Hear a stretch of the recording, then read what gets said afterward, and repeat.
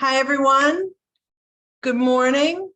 Welcome to our Social Work Advocacy Day. My name is Lynn Stanley. I'm the Executive Director for NASW Vermont. And before I turn it over to Linda, I'm going to just give a few pieces of information for you to know. First of all, we do have closed captioning. If you find this distracting, you can turn it off by rolling your cursor over the screen, and there's a little box at the bottom that says CC Live Transcript, and you can hit the little arrow and hit hide subtitles. You also have the ability to make your subtitles bigger if this is helpful to you. We are recording, but as you know, with these recordings, it's the speaker who gets recorded. So it'll be my face or Linda's face or whoever's face on the recording. And but if you do ask a question, your voice will be on the recording. There'll be lots and lots of times for question and answer. If you want to be called on, just raise your virtual hand and we'll call on you. You can also type your message into the chat, and either I or Lisa or Kayla will happily read your question to whoever's presenting. And as I said in the email that went out, we are really flexible and kind of flying by the seat of our pants today because we know our representatives are in session, they are working, they are going to be coming in as they can. So the agenda is inspirational and we'll hope to follow it as much as possible. But we do want for you all to be able to ask as many questions as you have. So please feel free to do that. And with that, I'm going to ask, are there any logistical questions for me?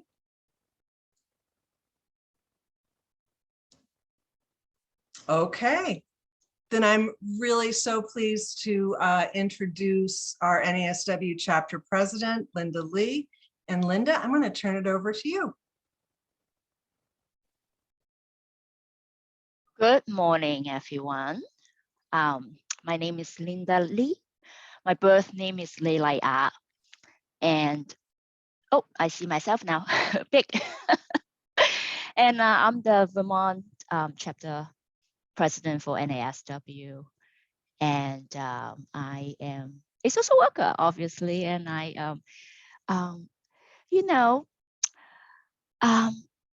when I was in school, I was afraid of policies, of policy class, worry about it.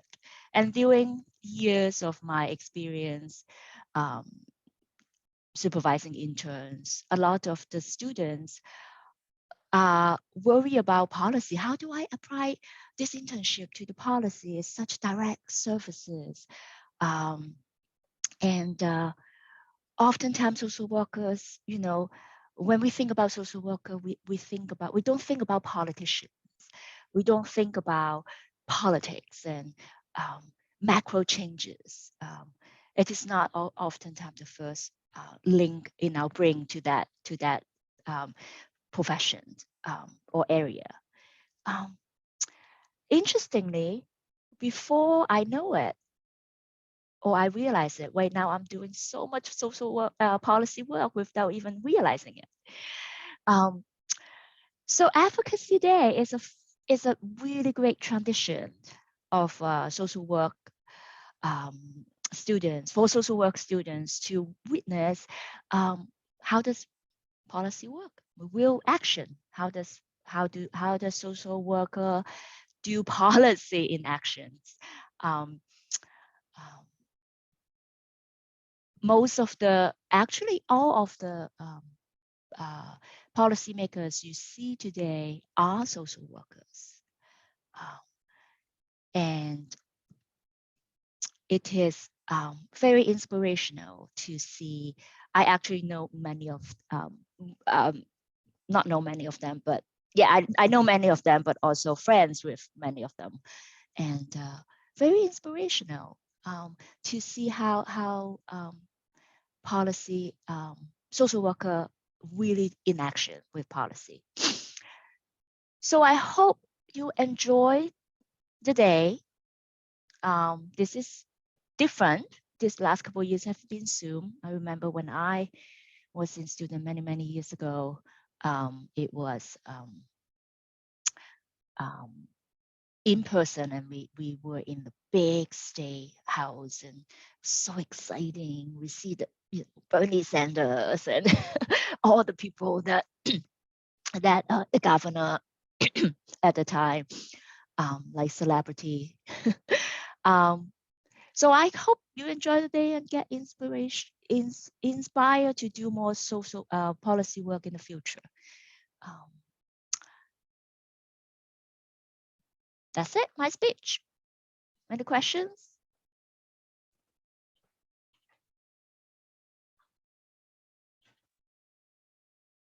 If there are any questions for Linda, just raise your hand, or we'll be moving on to Gail. All right, Linda, thank you very much. I am going to remove your spotlight. And now I'm really happy to introduce our lobbyist, Gail Zatz. Gail has been working with NASW Vermont. How many years now, Gail? A few. Oops, I was muted. Yes, many. I don't recall. Could be as much as 10, possibly. All right. And Gail is going to present on kind of the political process in Vermont and all of those fun details about how we have impact. So Gail, thank you very much. I'm going to turn it over to you. Okay, great. Well, it's nice to sort of virtually meet everybody. And you're right, Linda, your face is so big on the screen. So my name is Gail Zatz, and I work with Virginia Renfrew. We have Zatz and Renfrew Consulting, and we have been doing lobbying and other consulting work for mostly nonprofit organizations in Vermont for, I think this is our 24th year. And, you know, it's interesting listening to Linda talk about the importance of policy and sort of the intersection between policy and social work way back a gazillion years ago when I was in college and deciding which graduate school to go to. I was thinking about whether to go to law school or social work school. And I ultimately ended up deciding to go to law school, but satisfied that social work interest of mine by working on social issues my whole career. So it's great to be here and sharing my experiences in public policy with you. And I have prepared a PowerPoint for you. So I'm going to share my screen. And Linda, how much, not Linda, Lynn, how much time do I have? So I'll know how quickly I need to speak. We have about half an hour, though we are keeping an eye on our representatives when they come in. But okay.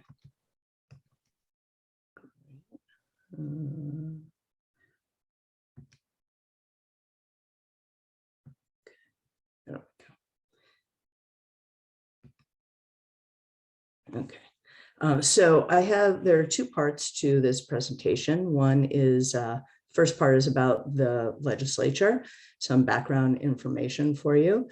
And then, excuse me, the second part is related to advocacy strategies and the importance of relationships.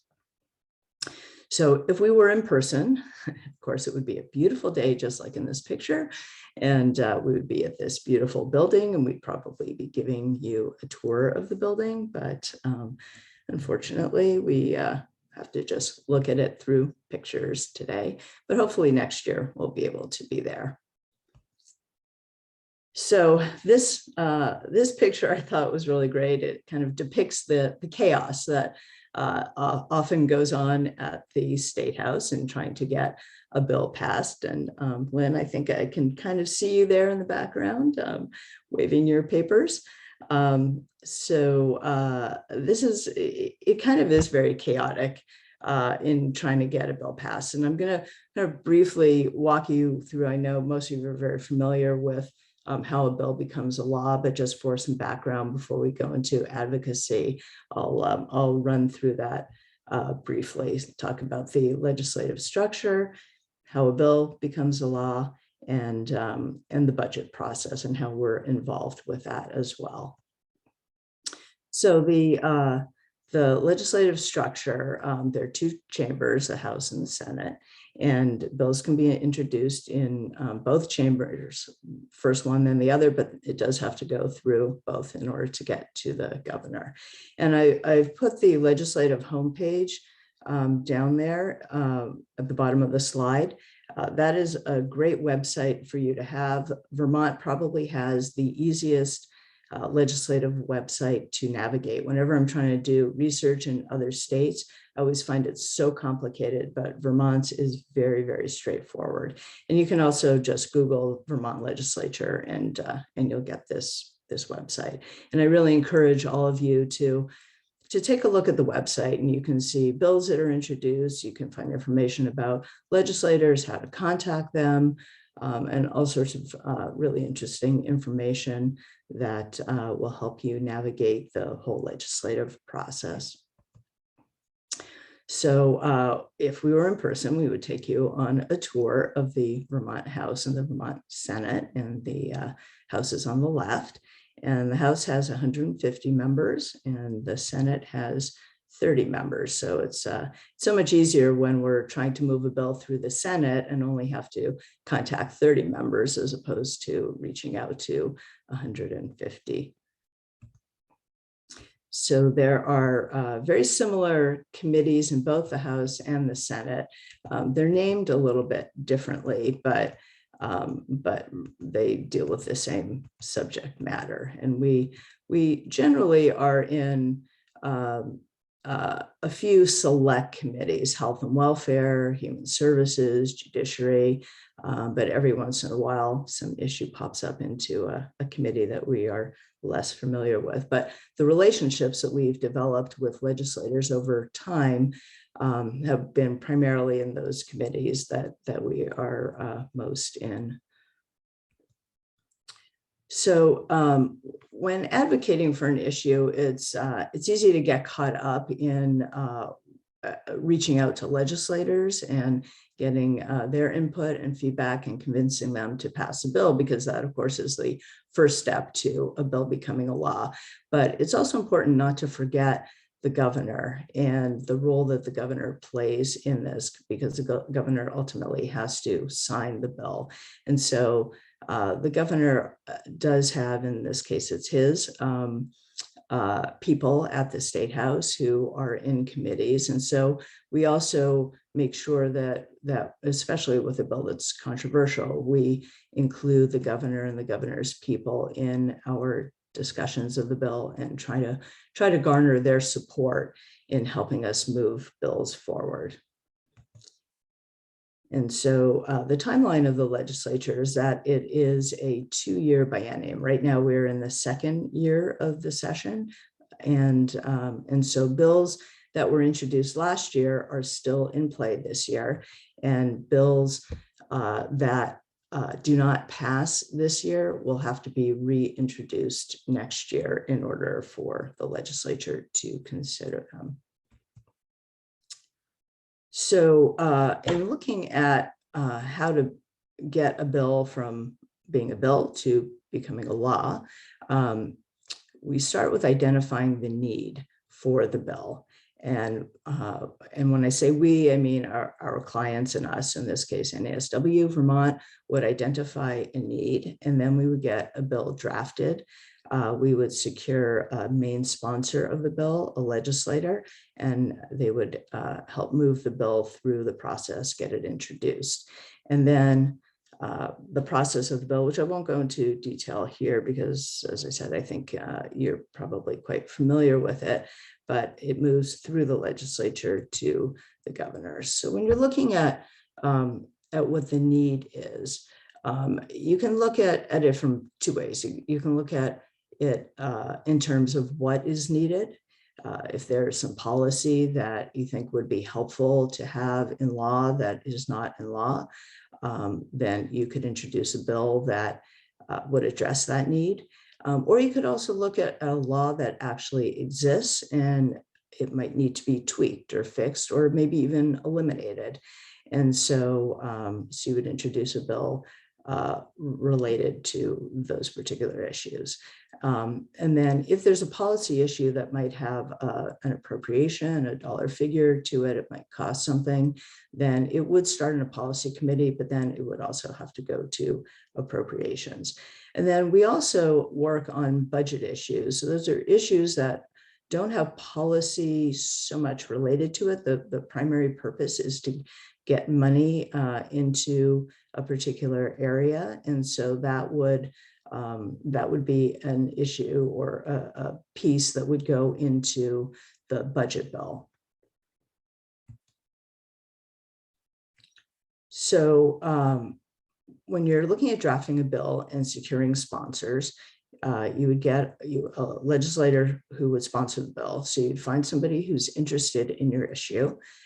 Maybe it's somebody who you know, maybe it's your own personal representative or senator, or you know it's a legislator who is interested in a particular issue. You provide a draft to them, you work with legislative counsel to finalize it, and you ultimately get the bill introduced. So legislative counsel is a group of lawyers who work with the legislator, and they officially draft the bill.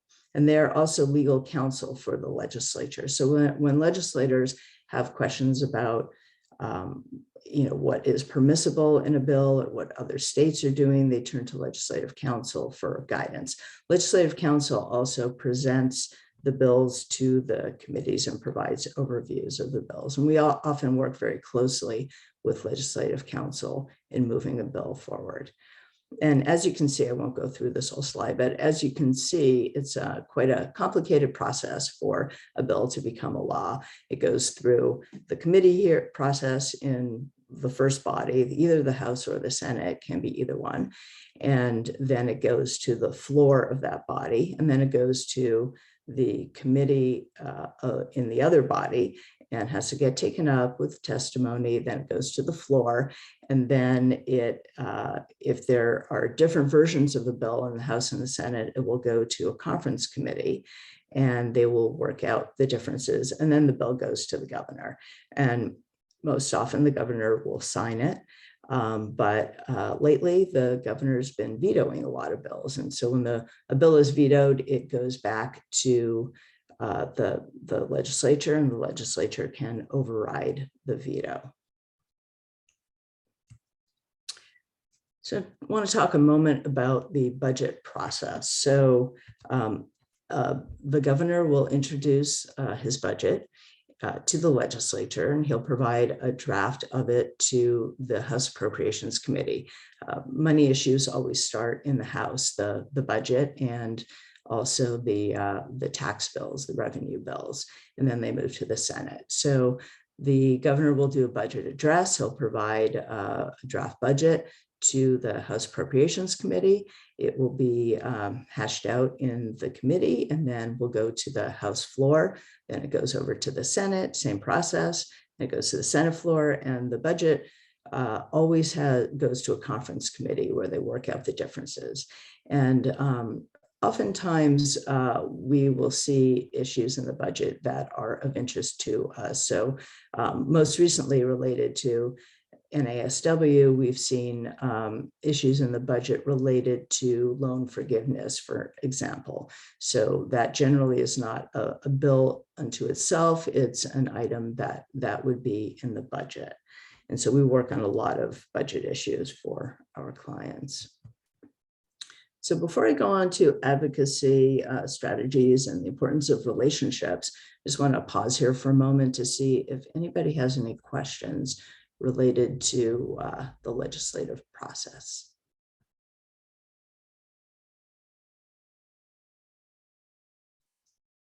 No, all good?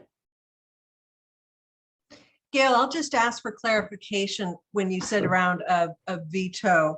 So what is required? Like if you said that the governor's been vetoing lots of things,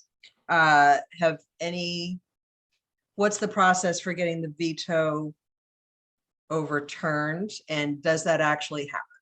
Yes, so it does happen. So so when the bill is returned back to the House and Senate, it comes with a veto message as to why the governor vetoed the bill. And then the House and the Senate have the option to override it, which requires a 2/3 majority vote in each body separately. Right now, the House and the Senate are both heavily Democratic. The Senate, I believe, has what they call a veto-proof majority, meaning 2/3 are of one party, of the opposite party to the governor. The governor's a Republican, and so in the Senate, there's always a good chance that a veto will be overridden.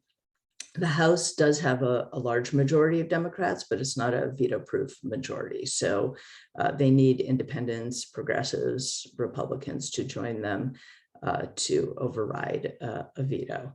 And so it's difficult to override a veto. It has been done over the years.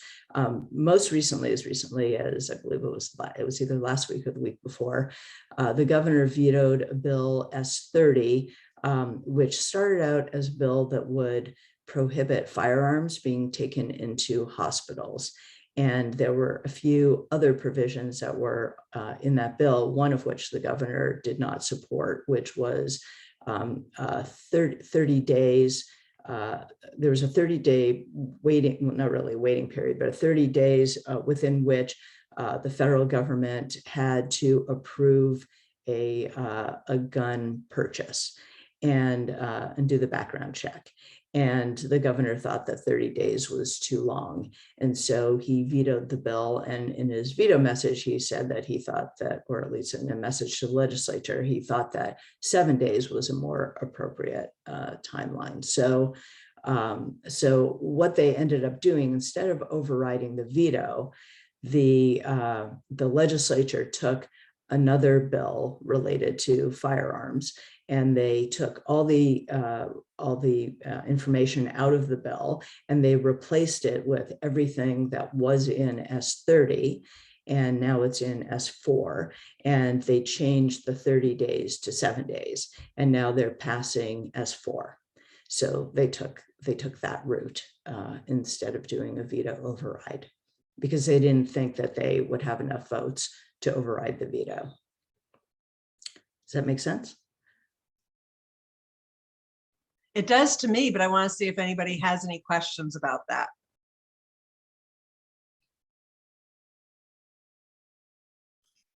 Gail, if no one has any questions about that, I do have a question about developing a bill. This is Lisa Avery. Yep, go ahead.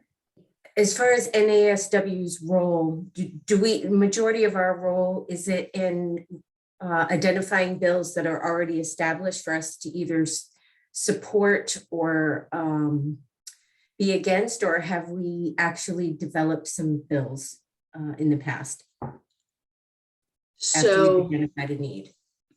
So in my experience with NASW, I do not believe that we introduced a bill ourselves from the very beginning. I think we mostly responded to bills that were introduced. So I should note that there are about, combined with the House and the Senate, about 650 bills introduced each session. This session, for some reason, it was a little bit less, but probably about maybe 350 or 400.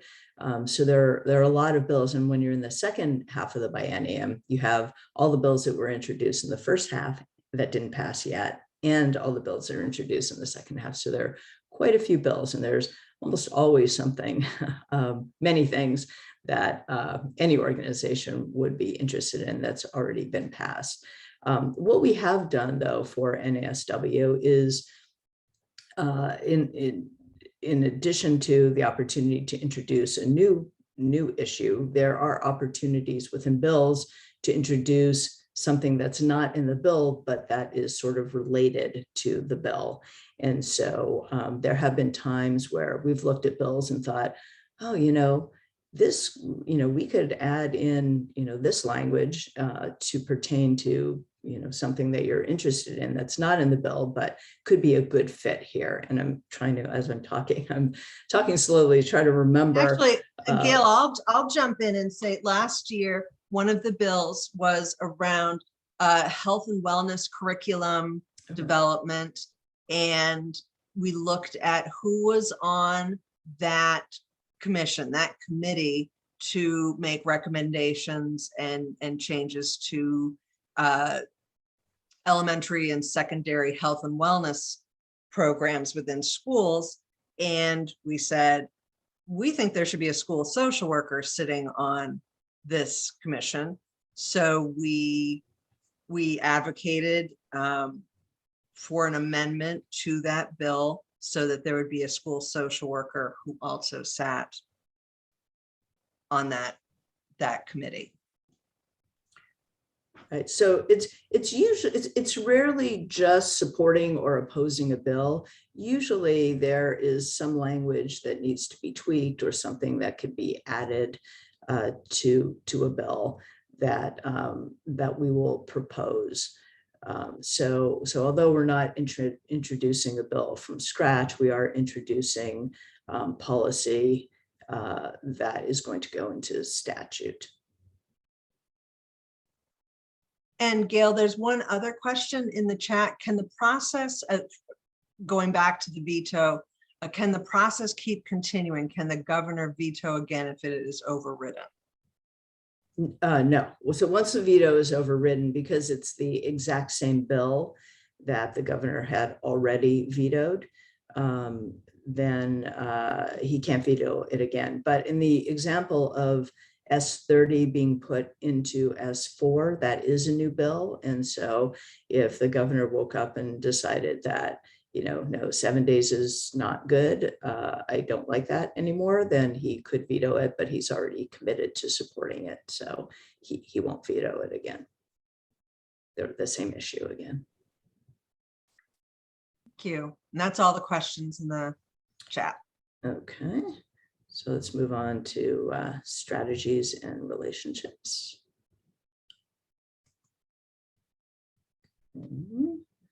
So we're going to talk a bit about developing the issues, developing the strategy to move forward with the issue, establishing, keeping relationships.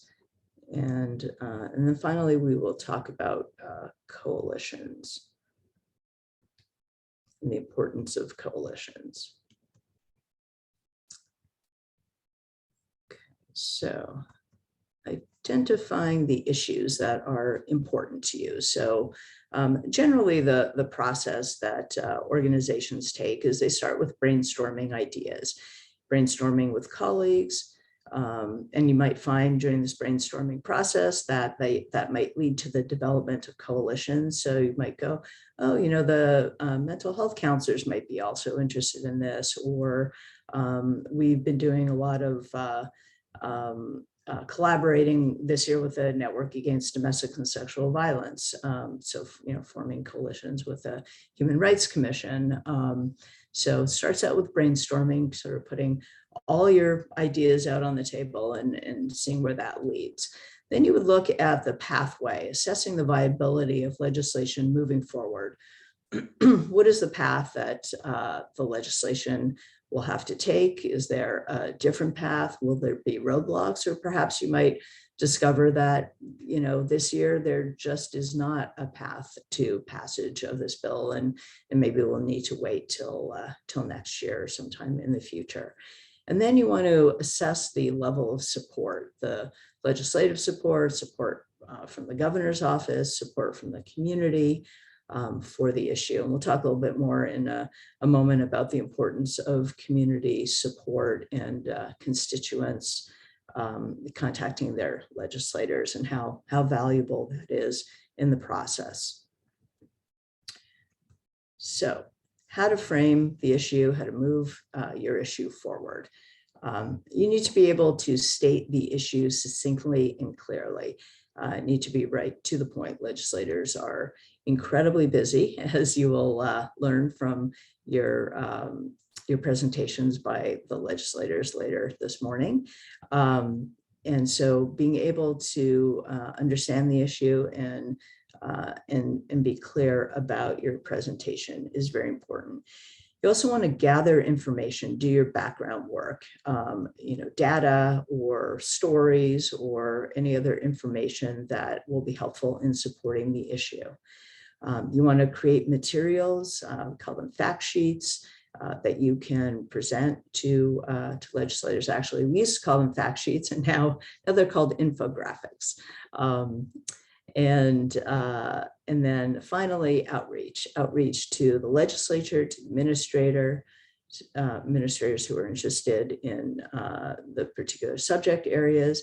And I also cannot overemphasize the importance of grassroots efforts. So we learned this very early on. Our clients are largely nonprofit organizations. And so they're organizations that don't, contribute a lot to campaigns. They're not, wealthy, well-funded organizations. They're just regular nonprofit organizations that provide valuable services to the community. And what we do have a lot of is voices and stories. And we have been able to move a lot of issues over the 24 years using those stories and using those human resources to get the message across to legislators. So grassroots efforts are incredibly important. So in order to be able to state the issue clearly and succinctly, you need to be able to understand it and then be able to communicate it. So we recommend practicing talking points, creating an elevator speech, grab their attention, tug on heartstrings. I always think of a client that we still work with, but a particular individual who we used to work with who was involved with this client was the AIDS services organizations, and we still represent them, but many, many years back, we used to, there were several issues related to medications that were before the legislature. And so this one man used to come and testify, and he would sit down at in the witness chair, and he would bring this huge bag of the medications that he used to take. And he would sit down and he would take his big bag of medications and he would like very loudly plop it down on the table in front of him. And it really, sort of took legislators aback, but it was really effective in getting them to understand what a day in his life was like, and the importance of the medications, the importance of being able to take the medications by having the right access to the right foods and dental care and everything that he needed in order to remain alive every day. And so things like that were very effective in getting his point across. So tugging on heartstrings is really key. Personal stories is really important. You want to have facts and research in hand to use to persuade legislators. And again, succinctness is key. You want to get your point across as quickly as possible.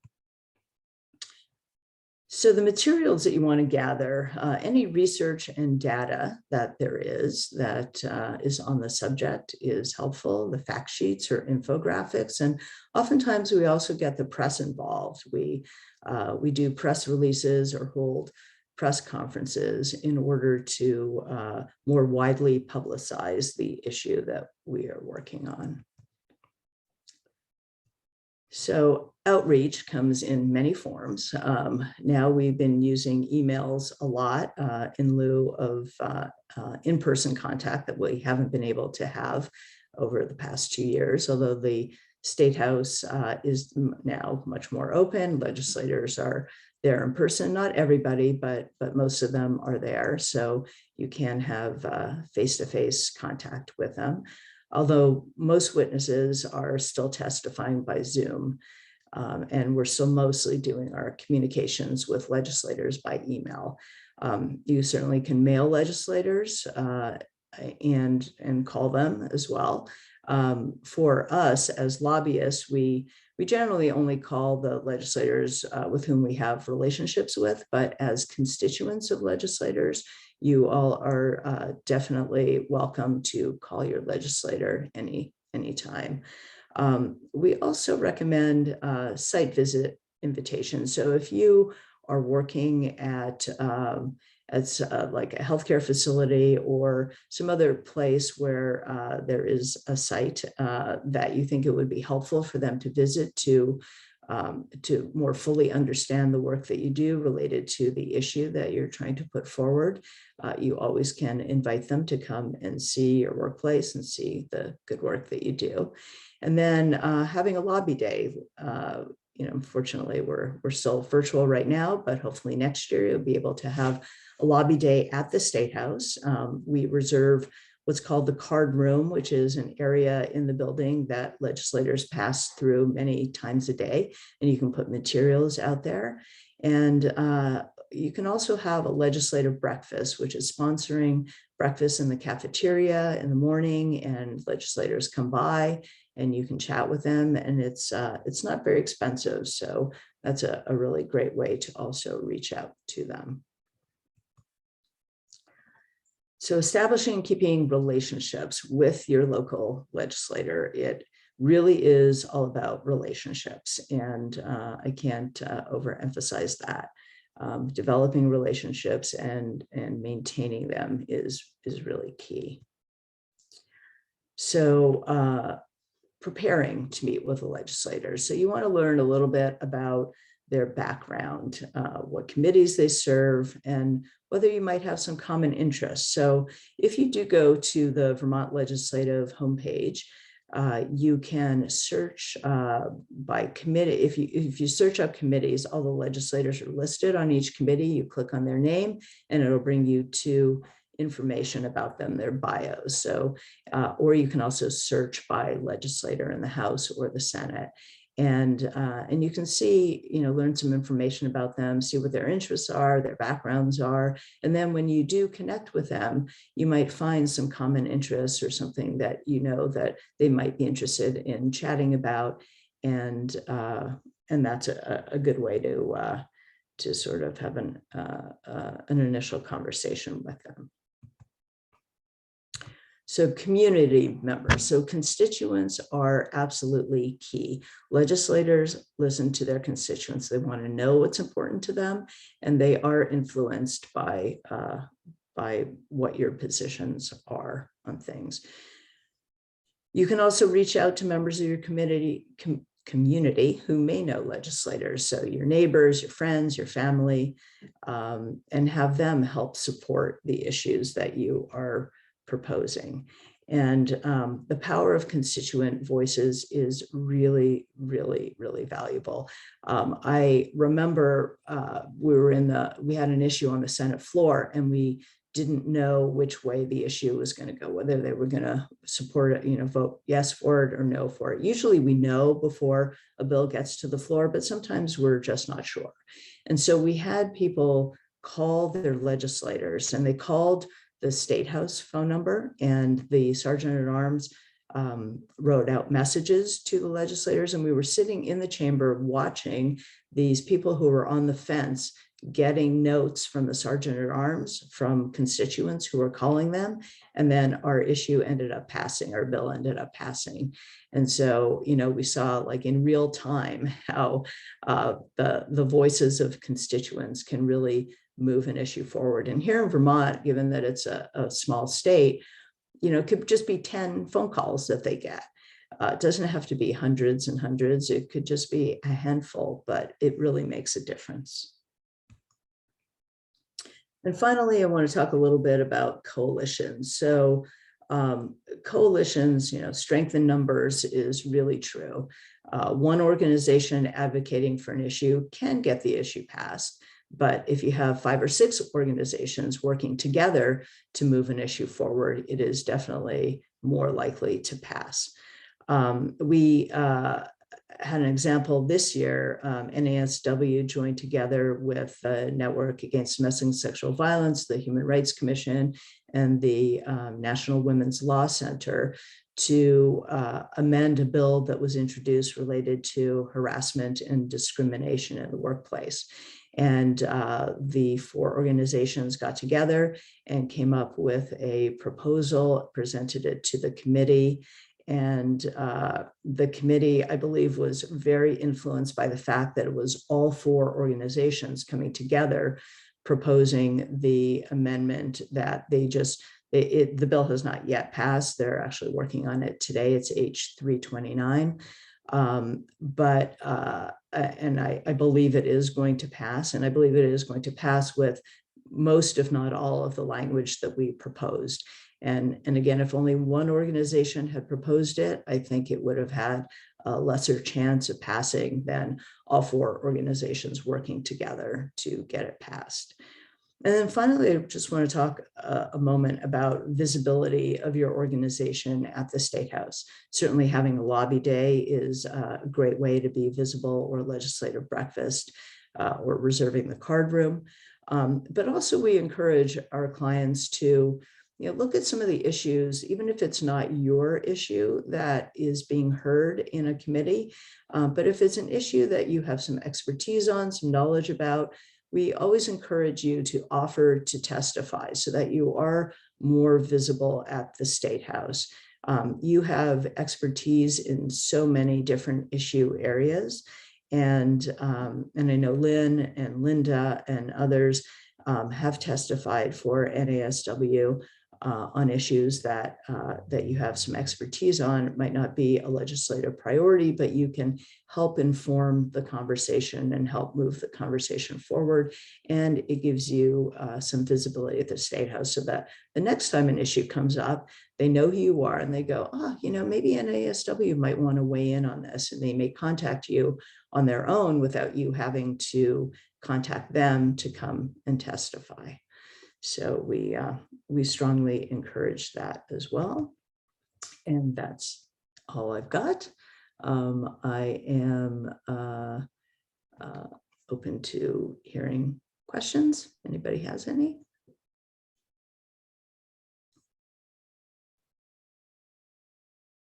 Thank you so much, Gail. And I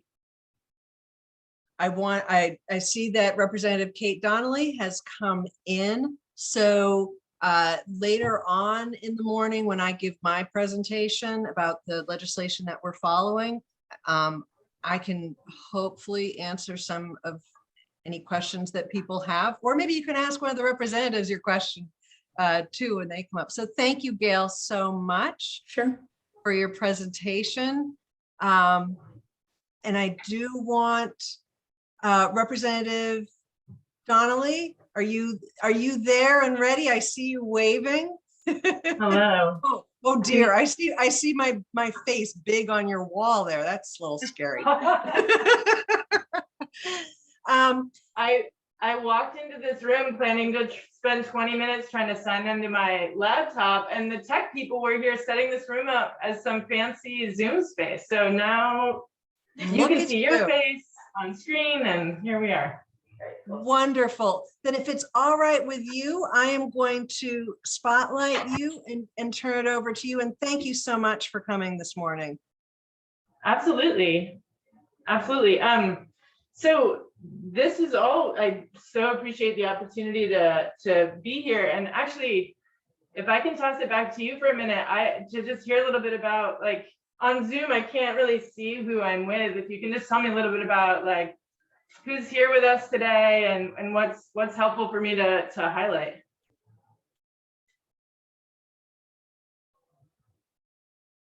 Apologies, I had put myself on mute. I think we have mostly students. If people want to put into the chat where they're coming from, And I think what would be most helpful, because you are a social worker,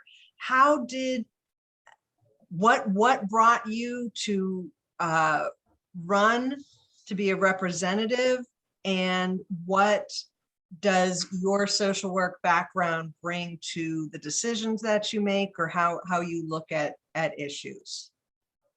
Yeah, thank you. And again, thanks for the invitation. I'm really excited to be here. Actually, it's sort of become a running joke in my committee that I have a committee mate who's always like, Kate, remind us what your job is again? Because I speak so often about the fact that I am a social worker. Just about every committee meeting, I'm like talking to witnesses, and just so you know, I'm not sure committee mates if you know, but I'm a social worker in my world outside of the legislature. And we laugh about it, but the reality is that I have that many opportunities to feel the importance of framing my worldview in that way. I really feel like being a social worker is a central part of my identity and who I am and how I see the world and how I understand issues and people. And I'm on the Judiciary Committee, so we're working often within the criminal legal system and working on policies that directly impact extremely vulnerable folks. And I feel really grateful that I have the opportunity to sit at that table and to offer the perspective that I think we bring as social workers, where we have so much opportunity, the honor really of sitting with people who are in really vulnerable situations, and offering them support and really understanding what their lived experience is, and then being able, it's an honor to be able to bring that experience to the table. And I carry those stories with me all the time. So being a social worker is central to my identity. And I think actually it was really a central aspect of my decision to run for office. And I'm just going to be, I'm very new to office. I was elected last year. I'm like a pandemic baby in the legislative world. And so getting used to this world and this life, I'm really sort of like running off the cuff most of the time, including right this moment. So if at any point, there's questions coming into the chat space, like I can't see them from where I am. So at any point, feel free to jump in and interrupt me. And if there's specific questions you want to make sure I get to, let me know. So a year ago or more, when was it even? I guess, I don't even know. Time in the pandemic is strange. It was pretty early in the pandemic process. I have 2 young kids at home. We were sort of treading water, trying to figure out how to, keep our heads above water and make it through. And I'd been doing a fair amount of community organizing in my area. I think as a social worker, we have this really interesting space we can occupy where there's these different sort of paths out in front of us. And I always really loved and enjoyed the clinical work. I still do, and I maintain a private practice in Morrisville, trauma-informed practice. I actually also went in with some colleagues. We purchased property and we run a trauma-informed office space there where we have about 15 other therapists.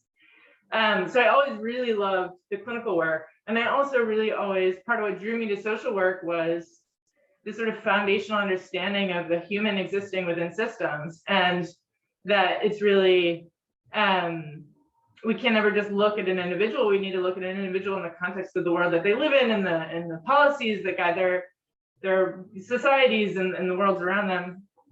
And it's always been this sort of running question of, where do I want to put my energy? Do I put my energy into the clinical work? Do I put my energy into this sort of systems-based work? And one of the beauties of this work, of social work, is that we can kind of do it all if we want to, in a way. It's a scary term, within limits and boundaries and self-care, of course, but you have so many opportunities ahead of you in terms of how you support people. So I've been able to carve out this sort of space where I can do a bit of both. And I was doing a version of that, a year and a half ago, doing community organizing around racial equity work in Lemoyle County. And I was approached, I'm learning this is a common experience, I was approached by someone in the community who, it turned out, the previous representative was not going to be running again, hadn't really found someone to run. And then again, what I'm learning is standard practice. It was sort of like, hey, do you want to run? And you have, 36 hours to make a decision. And so my wife and I spent a very dense 36 hours trying to figure out, what we were going to do to young kids in a pandemic. And ultimately, really, when I sat with this decision, I feel like, again, my identity as a social worker really sort of rose to the forefront for me, and thinking about, what do I feel like we need right now? What do I feel like is needed in our communities, in our state, certainly in our nation? And so much of what I felt like was needed was leaders with a particular skill set, leaders who have the ability to sit at a table with people of, a wide variety of perspectives and lived experience and ideologies, and to be able to hold that space and create and hold safe spaces, no matter where we are, whether we're in a client room or whether we're in a legislative space, and to be able to, hold communities of people together and have hard conversations. We need to have really hard conversations always, certainly right now. And, I think there are a lot of things that draw people into the world of the legislature, and I'm not always sure that, solid community organizing skills has not always necessarily been like the sort of guiding principle, but I think from where I sat, I feel like that's really what's needed. And so ultimately decided to run, was elected, which is great. And I was placed on the Judiciary Committee, which was my first choice of committee. And it's just been a really incredible experience to this point. I'm really grateful to be here and grateful to be talking to you guys. So I'm going to pause for a minute and just see if folks have any questions. Thank you. I think we have two there are 25 students at Champlain College. I'm not sure how many at Castleton there are, but I know there's some questions from some of the students at Champlain. So if you want to take yourselves off of mute.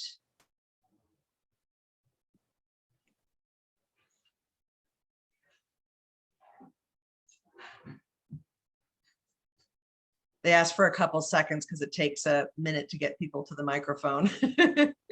I'm all good.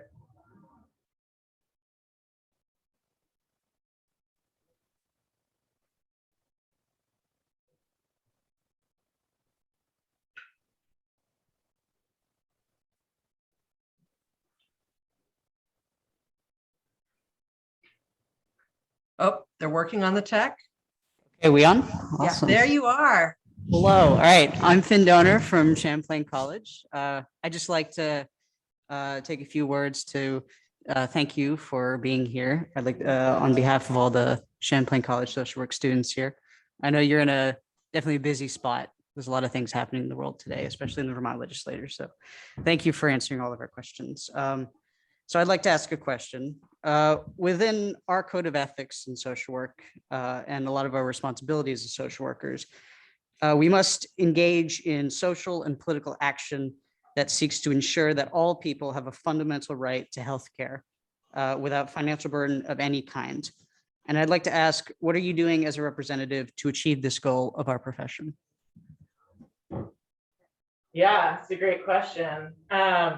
Let me go chug like 20 ounces of coffee. I realize I need to be like on top of my game for some of these really solid questions. I think it's a great question. And again, just speaking to my identity as a social worker and like this sort of set of values that I think guides us in our profession is something that I really value and really appreciate. Partly because they're just so aligned with just what I gravitate towards as my values as a human. So what I can tell you is that I wholeheartly support any efforts towards expanding access to healthcare. I think what, in the sort of lived experience that I'm finding as a legislator, it's an interesting process where you're on committee, and that's where the bulk of your work is done. And so being on the Judiciary Committee, you know, the bulk of my daily work is not spent working on healthcare policy. So the ways in which I support those efforts have to do with, you know, maintaining really strong relationships with colleagues in the legislature and having a really, you know, good finger on the pulse of what's happening in different committees, healthcare committee. I think one of the things that people have expressed frustration around in Vermont, in the legislature, and I don't, you know, folks who have served on the healthcare committee here, is that so much of those policies are federally driven. And I think there's a real sense of frustration that even, you know, if in our state we might, as a value, really believe that we need to have the broadest possible access to healthcare, there's a sense that it's very difficult to figure out how to enact that on the state level. So, but, you know, and this isn't to dodge the question, but again, like, it's part of the reason why I feel like having folks, like social workers at the table, is so essential, is, you know, to be able to have those hard conversations and sort of figure out, like, what are our best advocacy and organizational strategies here to let the federal delegation know, to just like keep drumming up energy and attention around these issues.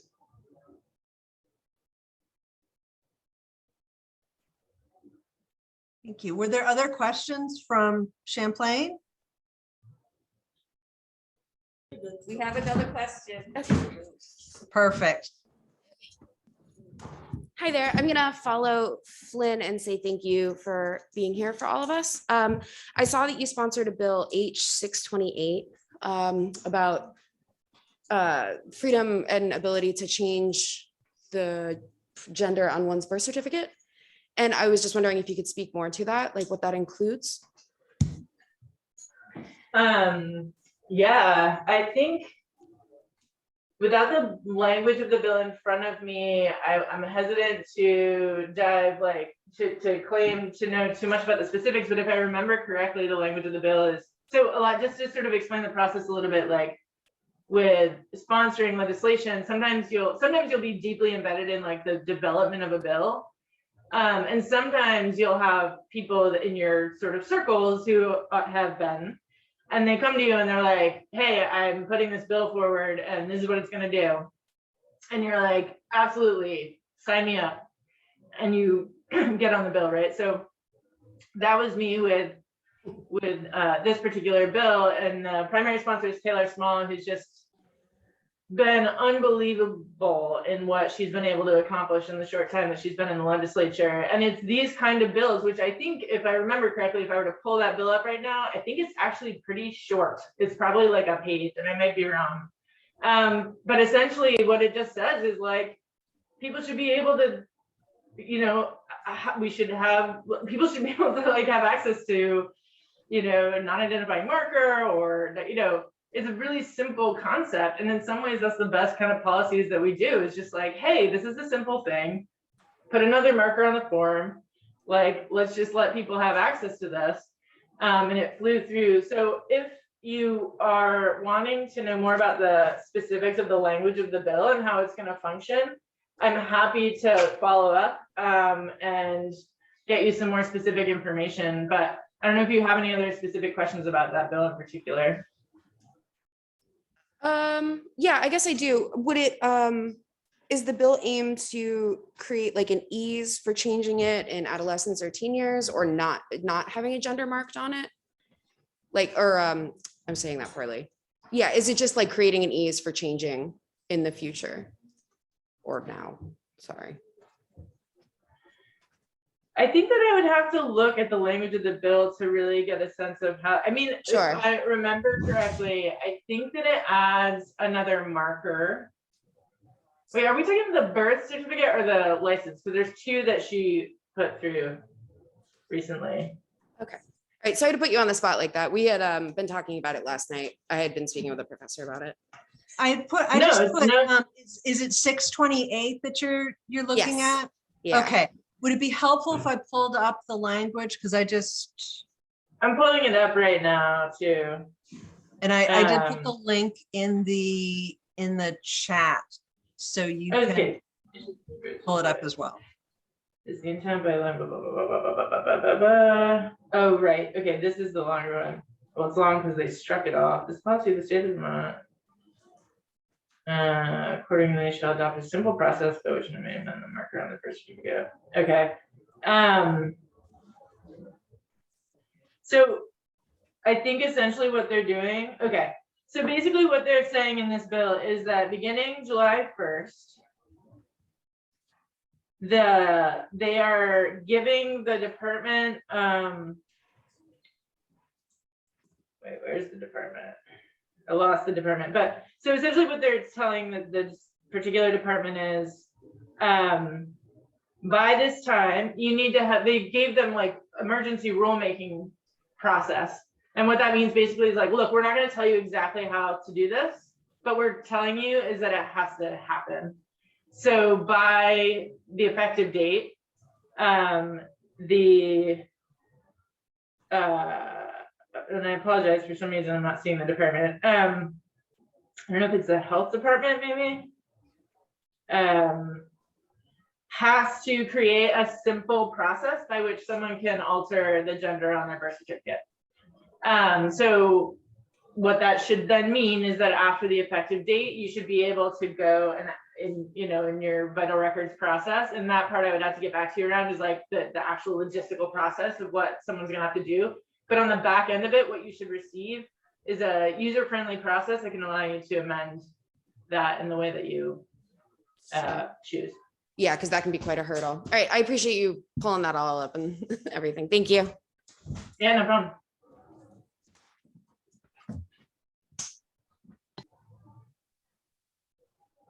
Were there other questions from Champlain or maybe from Castleton?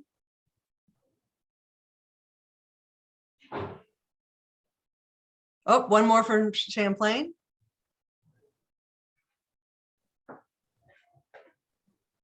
I will say that House Bill 628 is one of the bills that's on our very large list of bills that we're following. Yeah. So my question is, what is the most challenging topic or issue you've discussed in your committee? Just like in general for your term? Yeah, that's a great question. And I just want to sort of like go back and acknowledge like what you just witnessed in terms of that bill like discussion is like very sort of a mirroring of like what it is to exist in this world. It's like, wait, what's the really important bill that I like signed on to, and like how does it work? Like I just feel like it's a little bit terrifying, honestly, but that is the reality of this world. So great question. Most challenging, I would say that for me, there's some really incredible work that I just feel really blessed to be on the Judiciary Committee. I really appreciate the work I'm honored to do there. But I would say the most challenging has been working on expungement and sealing, which is a policy, an area, a priority for me, certainly. I think I won't spend the time talking through like the vast sort of pool of research that reflects just the crushing impact of having a criminal record on your history financially, in terms of housing, stability. I mean, it's just the list goes on. And the vast pool of evidence that demonstrates that after a certain period of time that someone has committed a crime and served their sentence, that they just, their risk of reoffense returns to the same risk as any other human walking around on the street. So, to me, from a policy perspective, like the need for expanded sealing and expungement is just clear. Like it's clear that this is something we need to move on. And I think like so many things in the legislature, there's like, we just get testimony after testimony after testimony of advocates sort of laying out all this very clear sort of data and research showing why this is the way we need to go. There seems to be broad, support within the legislature that this is the way we need to go. And yet there's just this sort of like ideological wall around like some like ongoing commitment to sort of the like crime and punishment method of responding to you know, when people commit a crime. And so I think it's really difficult, you know, in some of these most challenging transformational areas, racial equity, you know, all these areas, it's like people are like, oh, give us the data, give us the data, give us the data, show us that this is really important that we do it. They're like, okay, here we go. We're going to spend many years. We're going to put all this money and we're going to like, here's all the data, right? This is why this needs to happen. And then it's like, yeah, but actually we still need access to that record from 20 years ago that this person had a misdemeanor because, you know, I don't know why it's going to like improve law enforcement's ability to respond. I mean, it's just, I think those are the areas that are the hardest for me, just to be perfectly frank, is when ideology in my mind gets in the way of really what I think is important, essential policy that's going to change people's lives. And it just takes longer than it should from my perspective. So we're getting there, but it's been a tough road on that one. Yeah, thank you so much for sharing that. It sounds like what you're trying to do is definitely stuck in place because there's other policies intact and other systems like the criminal justice system as a whole. So I think that's really great work that you're doing, and it does sound very difficult to do. Thank you. And Representative Donnelly, we want to be respectful of your time. We also see that Representative Sina has come in, so I want to see if they're I just want to clap for Brian. Representative Sina, are you there and able to be on camera?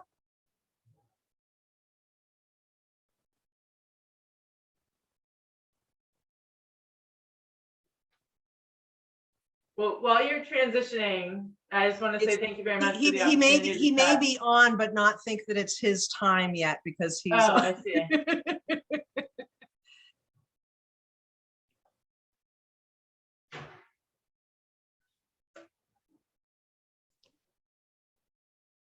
I'm happy to take one more question in the meantime if anyone has one.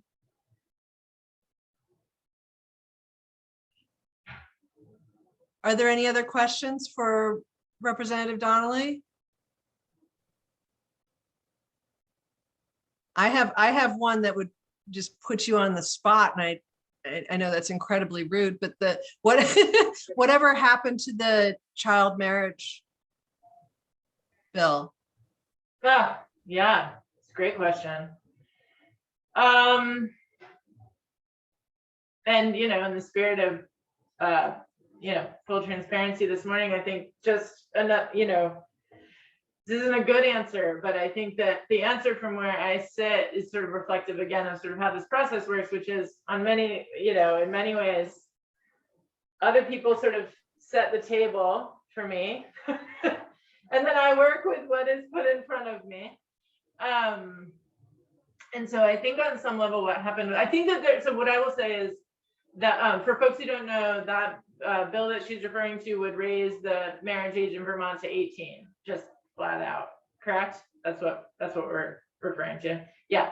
So I think there is support for that bill. I think what it sounds wacky, and it may be wacky, but the actual like utter lack of objection to it, I think almost worried people a little bit in terms of wanting to really make sure we turned over every statutory stone to make sure that there wasn't something we were not seeing or anticipating in terms of potential statutory consequence. And the intricacies of that and whether that's actually like a good enough valid reason to sort of slow that down, I cannot necessarily say, but I do think that we should keep coming back to that bill. I think we just have to work through a couple details. I get that, but I'll never give up an opportunity to advocate. New York, all of New York and all of its surrounding states, with the exception of Vermont, has set that bright line for at 18, which means any traffickers or anybody who wants to get around that bright line of 18 is gonna come Yeah. to Vermont. Yeah.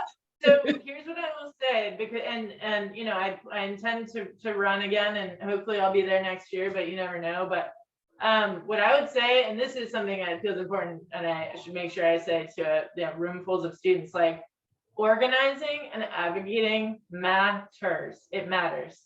And so if this is a bill that you feel passionate about and you have a solid crew of people together and you just blast our inboxes all summer long, that's going to help. And, you know, we should connect outside of this, and I can sort of help in that process too. Because it helps set the table then for, you know, I can't make certainly any promises. Again, I don't set the table. I'm not in that role, but I think it does potentially help set the table for the following year. If you kind of work some of those kinks out and you have enough people flooding your inbox, then, you know, I feel like we could hopefully make some more movement next year on it. Wonderful. Thank you so much. And I'm going to check again. Oh, go ahead. No, I probably should run back to committee though. So I'm going to say my goodbyes if that's all right. And yes. And then we should stay in touch though. Do reach out to me. I will. And thank you so much. No, thank you. And Representative Sina, are you there?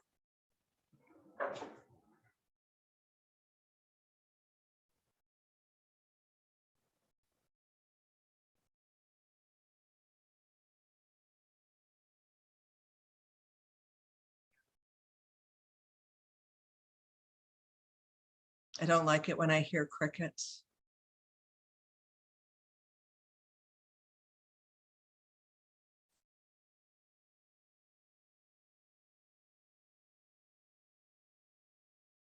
Representative Sina? Hi. Hi there. Welcome. Thanks. Thank you so much for joining us today. We have about 23 boxes of people, but we have 25 students at Champlain College, and I'm not sure how many from Castleton, but they're in here as well. Can I put you on Spotlight? Yeah, sure. Okay. Are you ready for me to go now? We just finished up with Representative Donnelly.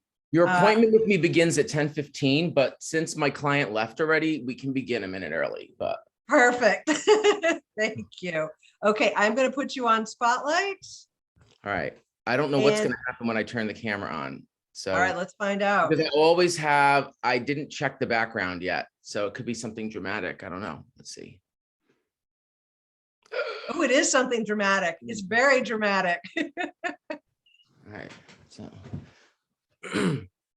All right. And thank you again so much for joining us. And what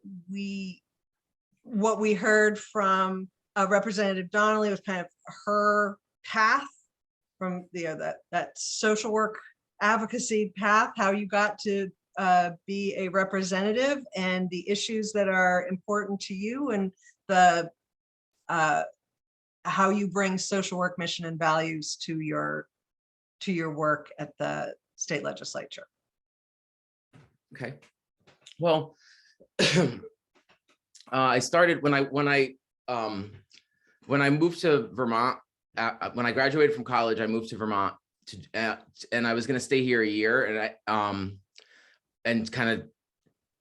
I wasn't ready to go to grad school for anything. I was supposed to go to grad school for music, and I just couldn't deal with school anymore. And I came here and I got a job at Spectrum Youth and Family Services in an AmeriCorps position.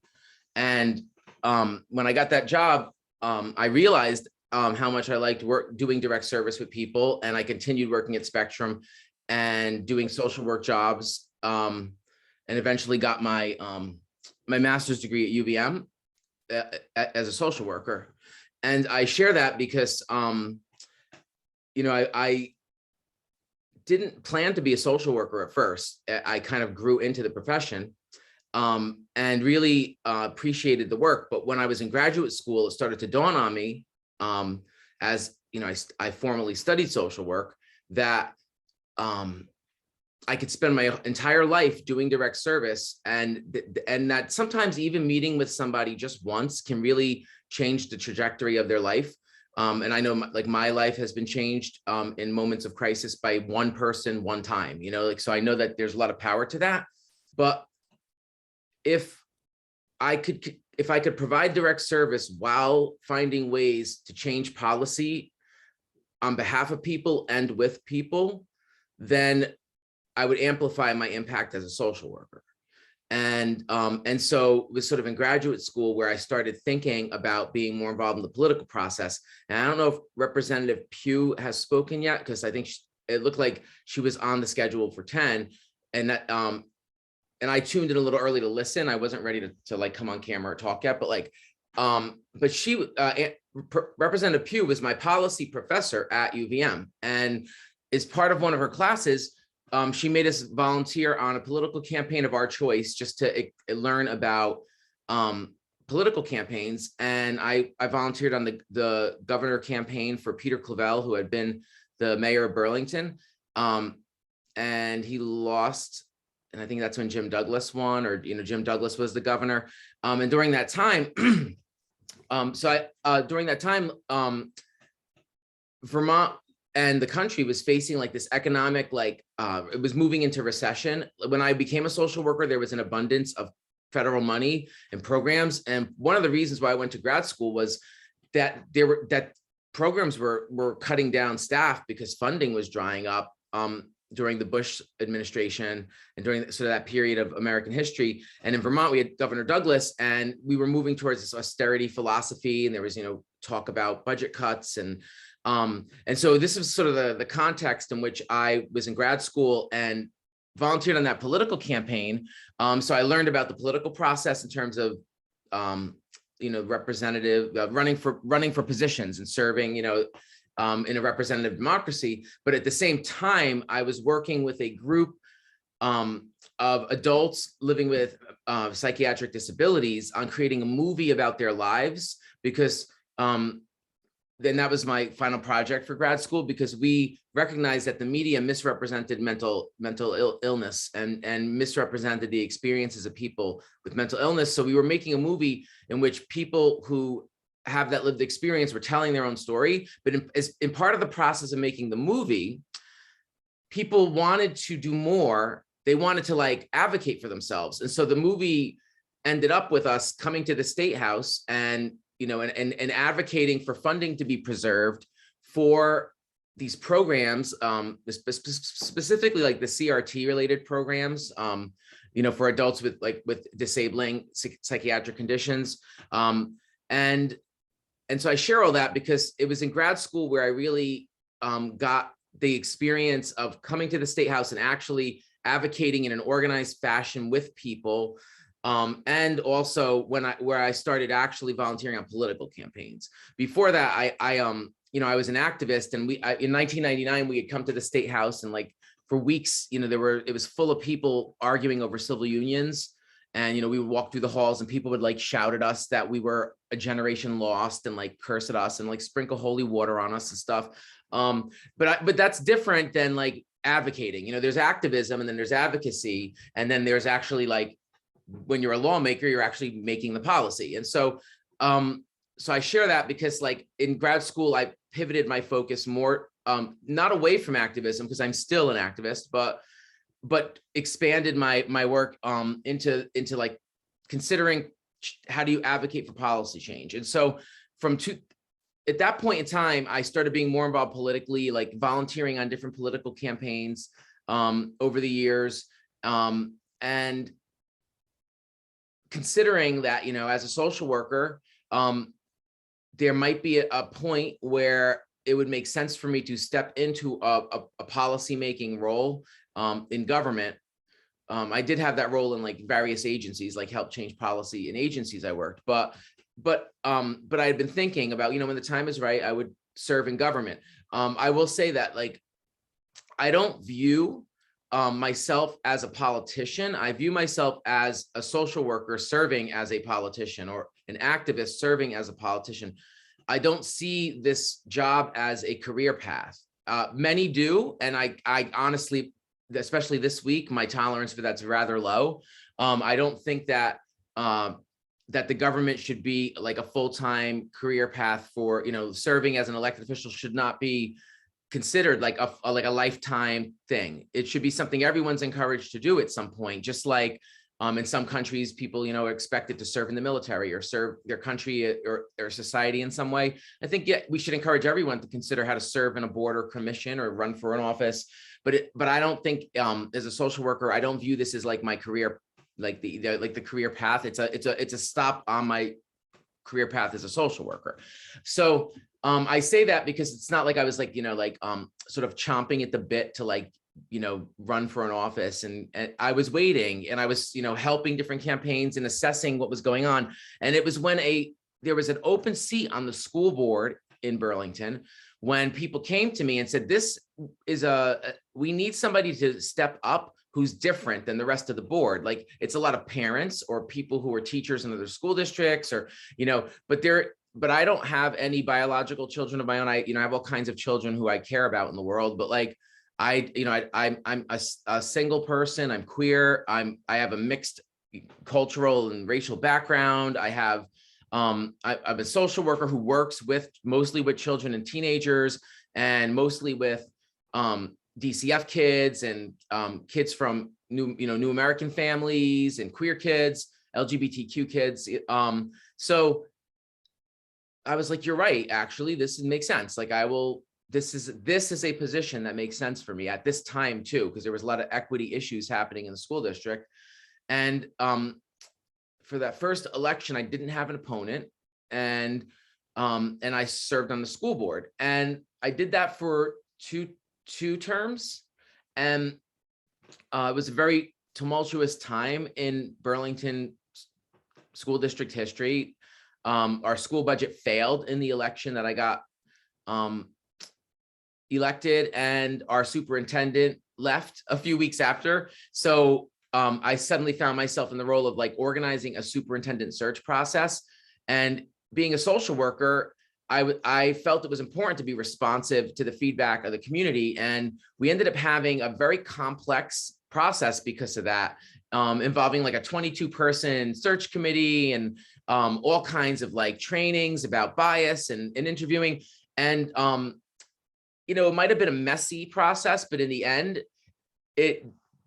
no one could say we didn't try to be inclusive, unlike, for example, the recent search for a police chief in Burlington, in which we have Black women resigning from the search committee because they feel like it's a sham, and it's being, they're not actually having a say.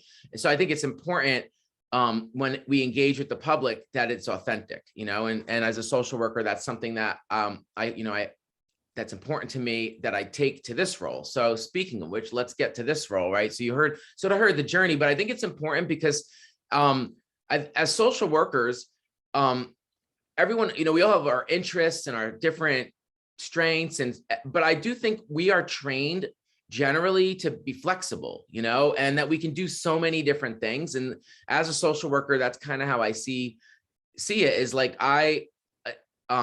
I'm like a handy person, you know what I mean? Like, I don't know what's next, but our path can have all these different stops where we pick up different knowledge, skills, and talents along the way.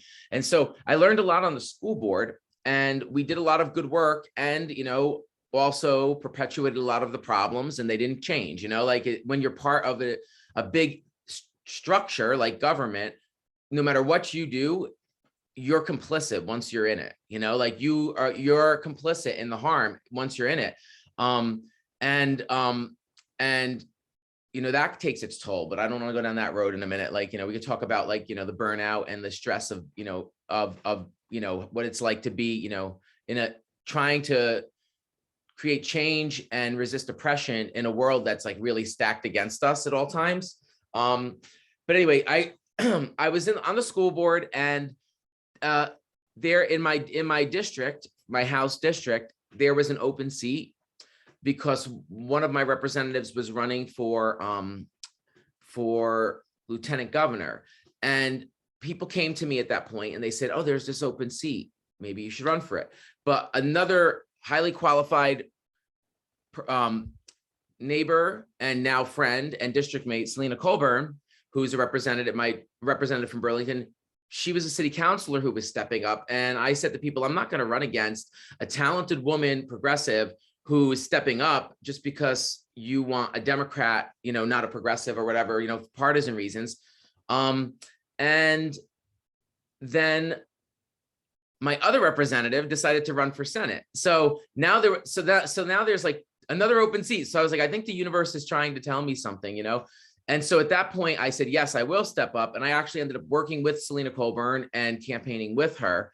And we defeated our opponent. And this is both of our 6th year as representatives. And I ended up, I ended up choosing to caucus primarily with the Progressive Party first, although I am a progressive / Democrat. To me, I wish we didn't have political parties. I feel like they're actually a problem, but we have the right, we have this right, freedom to assemble and to organize so we can't stop that. But so I work with political parties and view it as a tool. It's a means to get somewhere to an end. I'm not a big fan of like party for the sake of party, like this kind of this kind of thing we see that happen sometimes. So I share all that because like that's it. At that point, I got elected. I have 2 more minutes, or I might have started a minute late. Okay.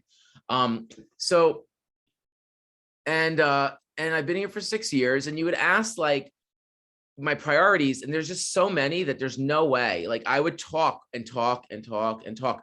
So maybe what I could do is, may I highlight a few of the accomplishments of the last year or two? Okay, that involve I say this because it's not my accomplishments; they're accomplishments of movements. I'll just jump right to it. Like that, when the pandemic hit, we were separated in a way we hadn't been before. We had to isolate, but we were also connected in a different way because technology allowed us to explore ways to maintain contact, like we're using right now. And technology has allowed people to see things that have been hidden from their sight because of who they are for a very long time. And during the pandemic, a critical mass of people, and straight up, I'll say like white people, like started seeing what Black, Indigenous, and people of color go through. I don't know how many times I've been searched and stopped by police in my life when I was growing up. And it surprises me when there's people who are like, I've never been stopped by the police. And I'm like, really, never? So, I mean, I guess it happens, but people started seeing not only the harassment, but the violence. And it sort of sparked a new wave of the civil rights movement. And for years, some of us had been working to advance policy around racial justice and police reform. And we would never get anywhere. Every time we try to have a bill come up in a committee, like the room would be stacked with police. They would just like fill the room with people, bodies, like it's very intimidating. And there was always reasons why we couldn't do it. But suddenly everyone wanted us to do it. And the Racial Justice Alliance, which is an organization in Burlington, I'm on the steering committee and I've been working with them for this is probably the 6th year now. We had been proposing all kinds of policy ideas for years. We had proposed that slavery be prohibited in the Constitution because it wasn't, and it still isn't, by the way. But due to our hard work, voters will have an opportunity in November to vote to actually say in the Vermont Constitution, to amend it and say slavery is prohibited. Because right now, if you are a woman under a certain age or a man under a certain age, you can be a slave or an indentured servant. And if you are imprisoned, you could be. So even though people are like, oh, we wouldn't do that, I don't trust people. Look what's happened in history. We need to, that's the foundation of our whole legal system. And if we're serious about undoing systemic racism, we got to fix that crack in the foundation. So I hope you all will, share with the public that we have this opportunity in our democracy to make that choice this November. And although for many people, they'll say it's symbolic, it's still the foundation of our law, and we need to make sure it's right. So another highlight of the last few years, the Racial Justice Alliance, we organized in Burlington, and on the statewide level, and passed in both in the city council in Burlington and in the legislature, a resolution declaring that racism is a public health emergency, and really pointing out the negative impact on population health of racism, and committing ourselves to continuing the work of undoing systemic racism. In last year, a bill that the Racial Justice Alliance created, and it was created, so we have this is great for the social workers. This is good. This is actually, I'll say this, and then maybe this is where I'll stop and take questions. This is a good one to end for social workers, because in the Racial Justice Alliance, we have a wellness committee. And so it's, a group of BIPOC, like, who meet, mostly Black folks, but there's, people from other backgrounds too. And we were meeting to talk about wellness issues. We center Black people, but we recognize that the institution of slavery and the systemic racism that followed has affected all people of color. Maybe not everyone to the same degree, because our skin tone affects how we're treated, for sure. Those of us who are lighter, brown or whatever, don't get it the same as someone who's dark brown, and so, but we are all in this together, and we recognize that. And in the wellness group, we're trying to figure out what can we do, to help Black people, to help brown people. How do we help each other? Mutual aid. What are the resources that are out there that are missing in terms of the healthcare and wellness, and even thinking beyond healthcare? Like, wellness is so much more. There's the social determinants of health. So in this work group, we were brainstorming, like, what do we want to do? What do we need to do? And some of it was like not government. Some of it was like, we're just gonna like bring community together and and connect people, and we're gonna advocate. Or create space for celebration and for culture sharing and culture preservation and stuff like that. But we also recognize the government could do more, and we created a bill, which was H210, and we proposed it. I introduced it on behalf of the Racial Justice Alliance, and the bill basically creates a health equity advisory commission that has the power to influence state policy related to health equity in the Department of Health, and has decision-making power over the spending of funding, and that this commission would eventually be in an Office of Health Equity. And so that bill passed. That commission now exists, and the commission is made up of it's meant to look at promoting equity and addressing disparity, and in general, but specifically for Black, Indigenous, and other people of color, for lesbian, gay, bisexual, transgender, questioning, queer, intersex, etc. The children of the rainbow, and people with disabilities, because those three groups are the ones who have, when you look at the numbers, faced the most harm in the healthcare system and seen the most disparity, which was worsened by the pandemic. So as we're coming out of the pandemic, Vermont has created this structure in our government now, where we've taken people with lived experience and given them power over the funding and policy that affect them in the healthcare system. And it's a big step forward in terms of sharing power and empowering people. So although the bill, everything we wanted in the bill didn't happen, what did happen is this commission was created. We're on the path to creating an Office of Health Equity. And the commission, they were given this power, but then specific duties, and we gave them a lot of work, and they're dividing it up and beginning that work. But one of those things involves training for healthcare providers, and the idea that maybe some of our CEUs should be geared towards addressing health equity and promoting equity and addressing disparities.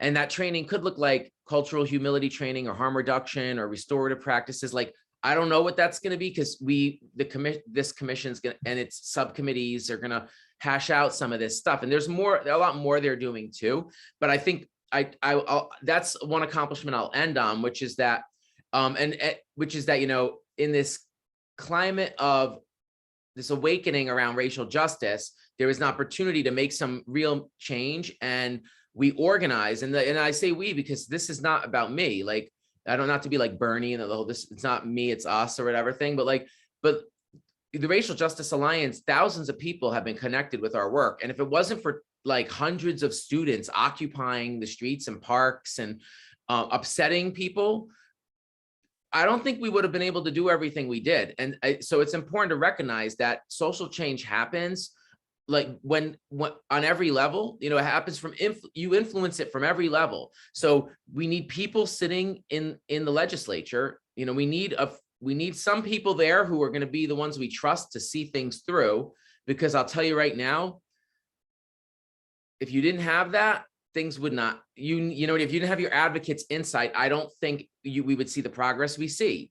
But those advocates have no power if there isn't thousands and thousands of people outside of the building organizing and engaging with elected officials and with other community members, and educating each other and supporting each other, and demonstrating that there's an interest in making these changes.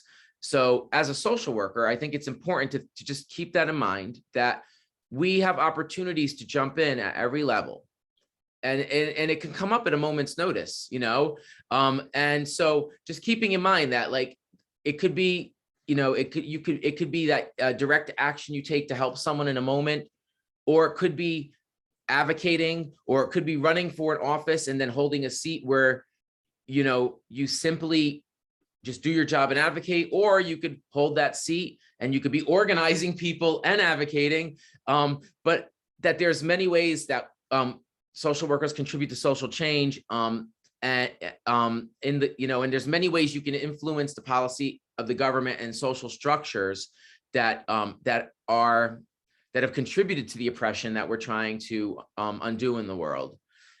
So I think I said more than enough. I was not organized for this. I didn't know, you asked your question and I just kind of told you a story. There's a lot, like I said, there's so much more we're working on. I hope someone asks me what I'm upset about, because then I can answer that question. I told you accomplishments. I'd like to tell you some of the failures, but I'd like to make space for questions if there are any, though, because I just said a lot. Yes, Champlain College has thank you very much. Champlain, Hello. who from Champlain? Hello. I am Molly, and I am a second year at Champlain College. My question is in regards to the bill of H163. The bill states that its purpose is enhancing equitable learning and workspace environments in public schools. I was wondering what this would look like in Burlington public schools. Yeah, I don't know, because I don't know what that bill is. Oh, wait, yes, I do. All right, I looked it. I have to look it up. But the numbers I don't always know.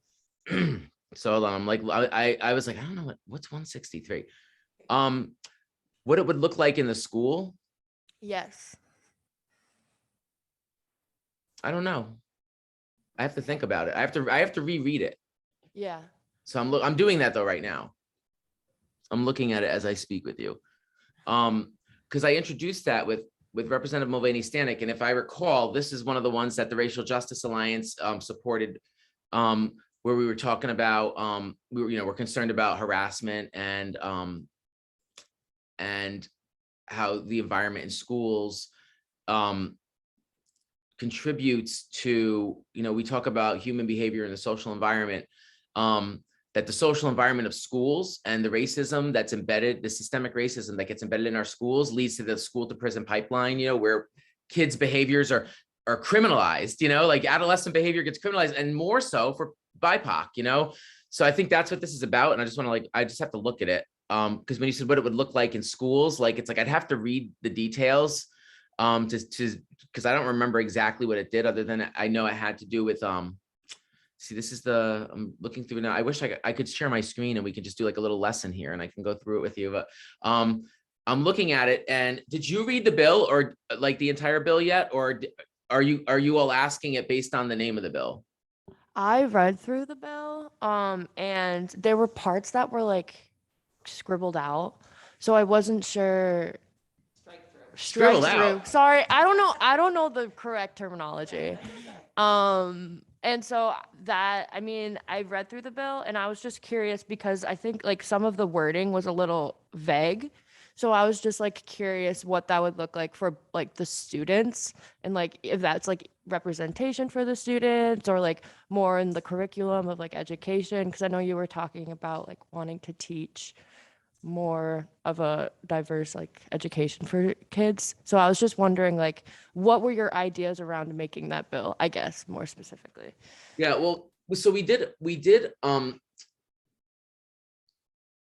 it's like the pandemic has messed up my sense of time more than it already was, because I can't tell you how long ago that it was, but maybe 4 years ago, we passed a bill called the racial and the ethnic studies bill. So it looked at like, it created a commission or a board, I don't know what we called it, like that has been working on recommendations for curriculum changes to make sure curriculum was more inclusive. And so this was like an extension. So we already had passed something to look at curriculum. So my understanding from just looking at this quickly, because me and Representative Mulvaney Stanek like introduced this last year, but I'm not on the education committee, I'm on the healthcare committee. So I've been like buried in healthcare work and trying to do all these other things. So I haven't looked at this in a while. And I wrote like so many bills that I can't, it's like, you know, like when those families where they have like a lot of kids, that's kind of how I feel. Like, I'm like, John, Jake, whatever your name is, like, sit down.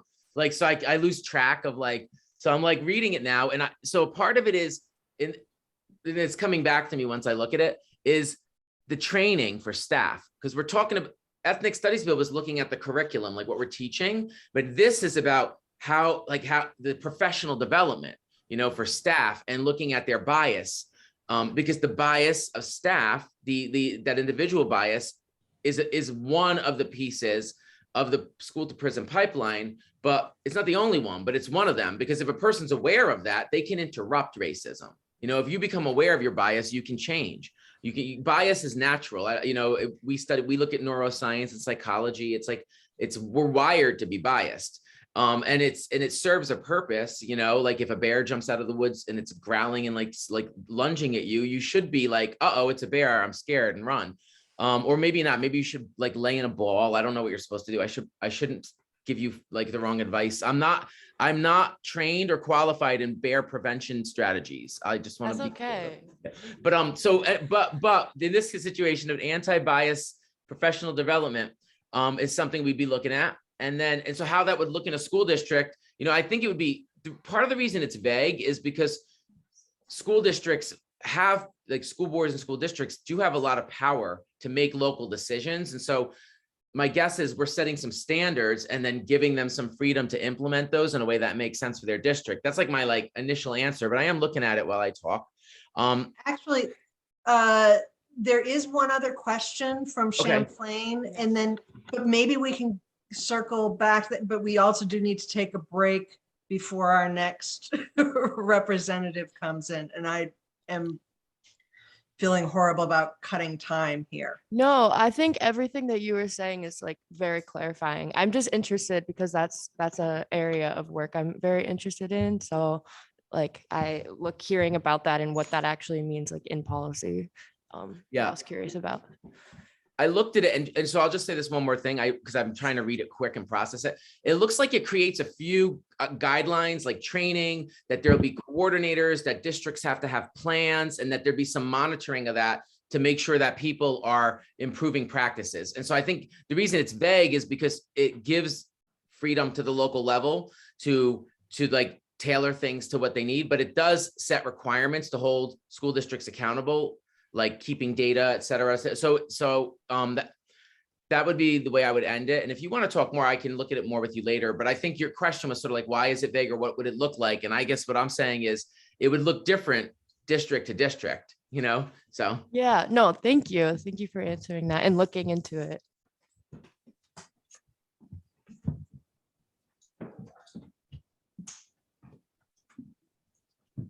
Hello, my name's Allison. I'm a senior this year in the social work program. And I just had a question that came up when you were talking about abolishing slavery in our Constitution. And that kind of made me think about how I believe that our prison system is a modern day form of slavery in many ways. And if you knew of any bills or anything that was coming through about prison reform or our justice system. So I'm thinking I'm not sure the latest, but in the last few years we did this, we embarked on this journey of I think it was called justice reinvestment. The idea was to evaluate the problems in our criminal justice system and try to shift funding and money towards what we want and away from the things we don't want. And it's been this big picture kind of effort, but I honestly get frustrated with it.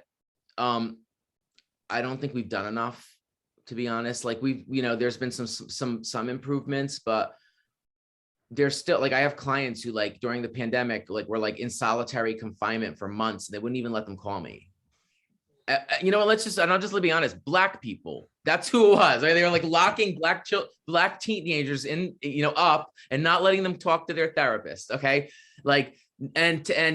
People are not getting health care that they need in our prisons. They're not. And then there's a shortage of the guards. And so they're stressed out and that doesn't help. And so it's one thing after the other. I honestly think we need to completely restructure the correction system. And I don't see a lot of momentum towards what I want. A few years ago, I proposed that we look at the Norway model. And in the Norway, I know some of you know what this is because some of you are out there, my students in my class, and we talked about this, but for those who don't, I'll just make it simple. The Norway model is, you build a wall around a village, you take people's freedom, but you don't take away their dignity. You don't treat someone as a prisoner, you treat them as a neighbor who is in need of help. And, basically provide people with opportunities to make amends, to to learn skills, to learn from their mistakes. And with this idea that, they're going to be reintegrated. The way we do it, we shun people, we shame people, we punish people endlessly and add trauma to the existing trauma. And that has not changed in a significant way. It's still a major problem. And so unfortunately, I had hoped someone would ask me to talk about a failure. I feel like we are failing in the correction system. And that doesn't mean to dismiss the good work of some of the people. For example, there's a woman I know who works in the women's facility who does excellent work with the mothers there, trying to help them, be mothers and see their kids and, get their lives together. There's some people working really hard in our correction system, but the system itself,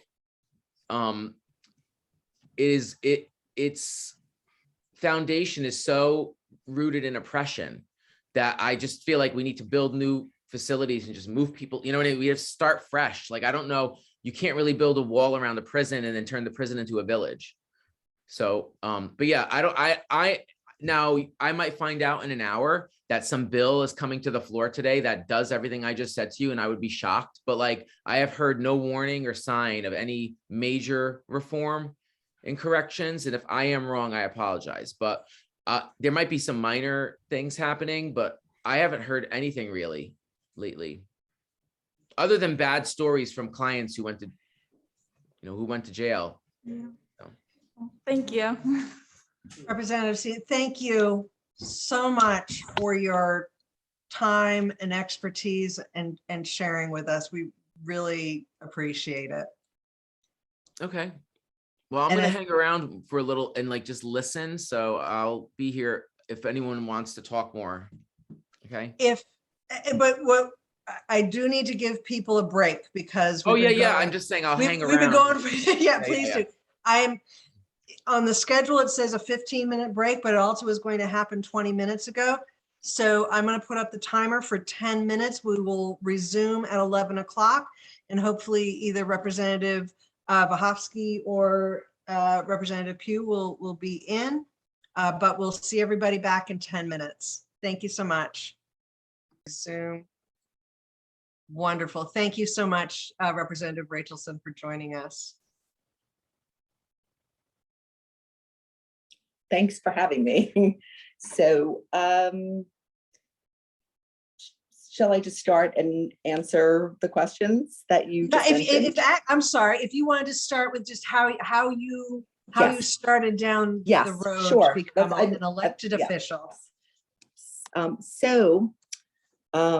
I knew I wanted to do something related to social justice as an undergraduate.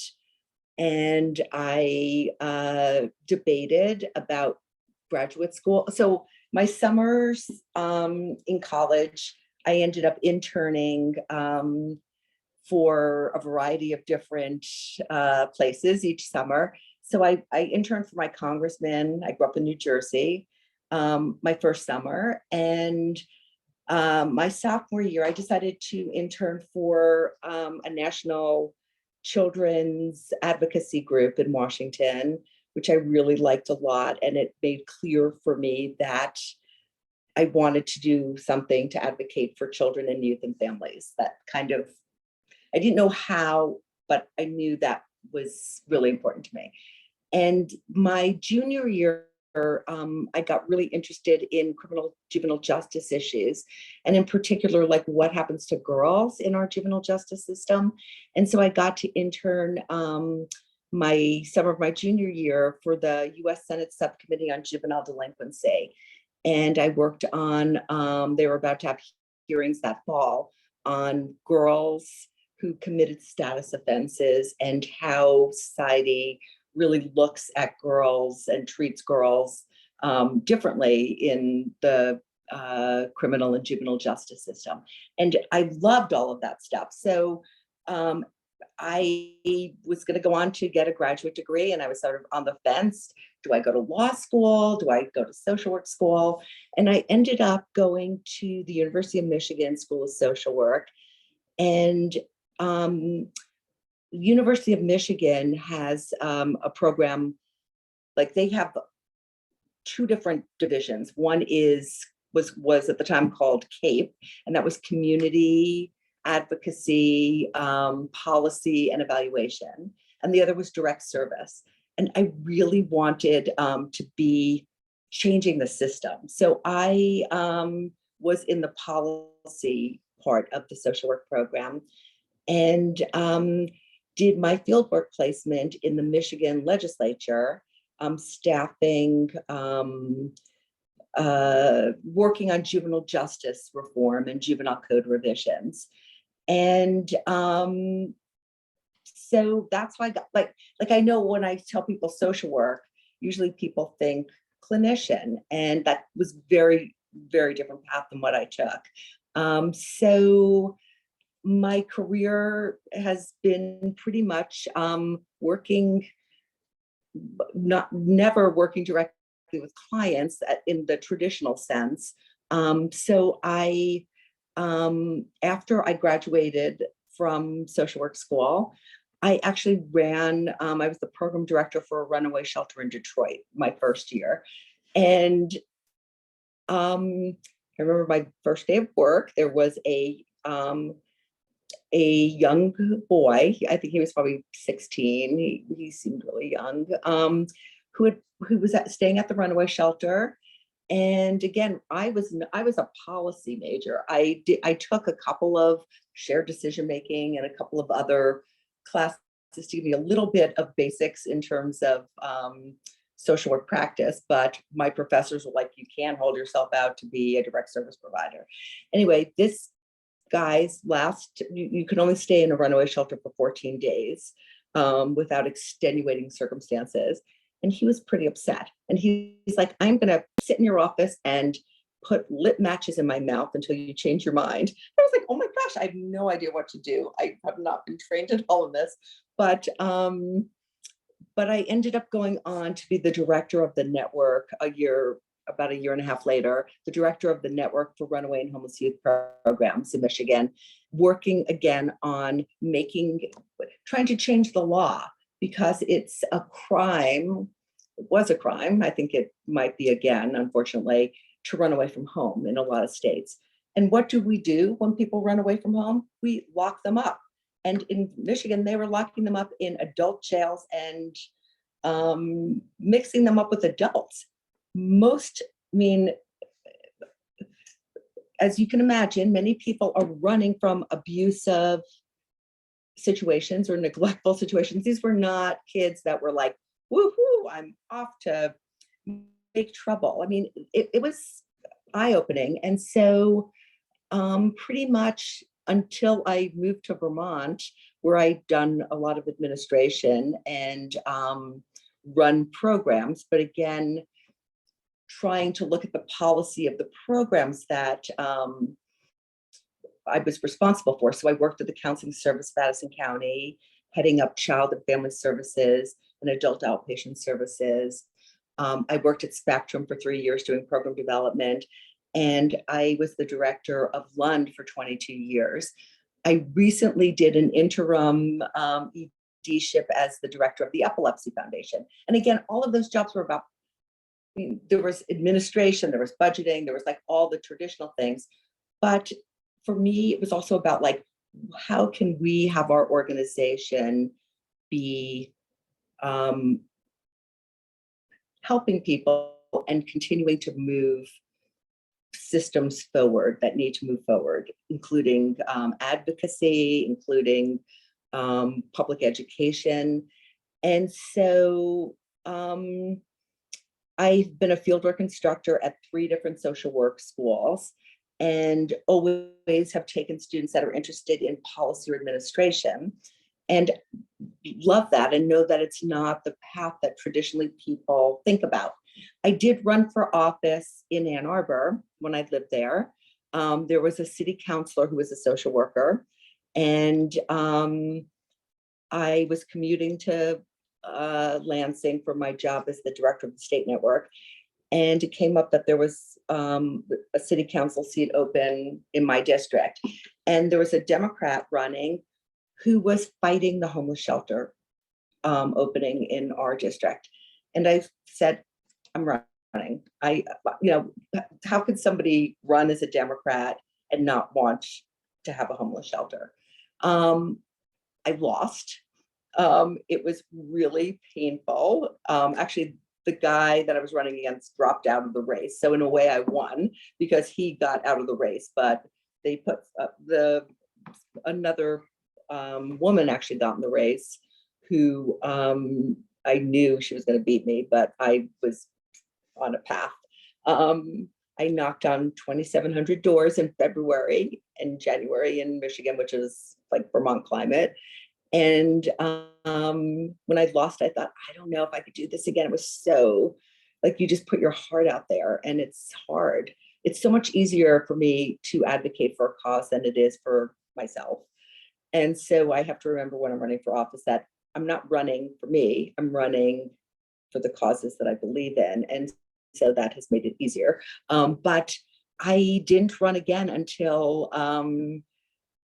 2012. I got approached about a state legislator seat opening up. And I wish we had more social workers in the state house. We have so many more than we used to. It's just so important. We're a citizen legislature, and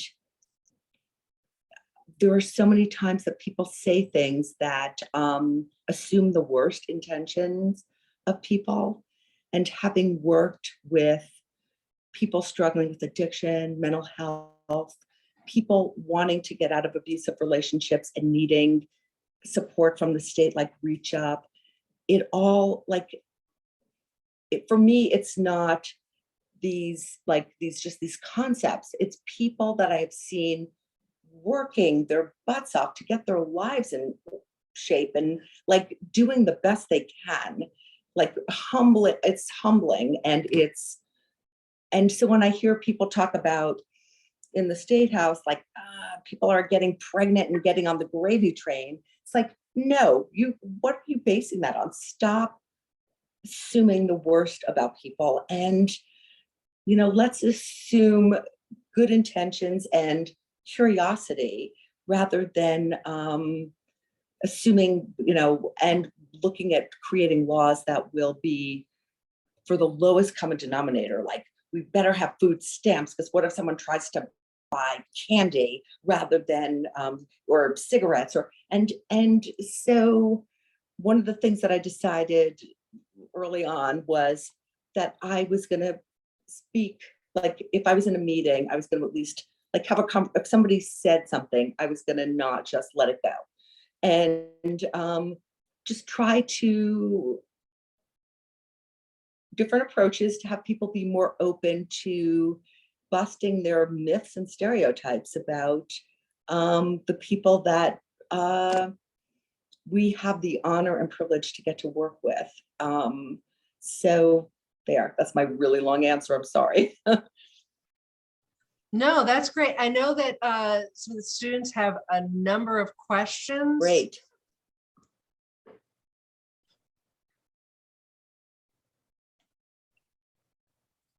We're gonna give that, yep, there we go. And I'm gonna take you off of the spotlight so we can see everybody. Thank you.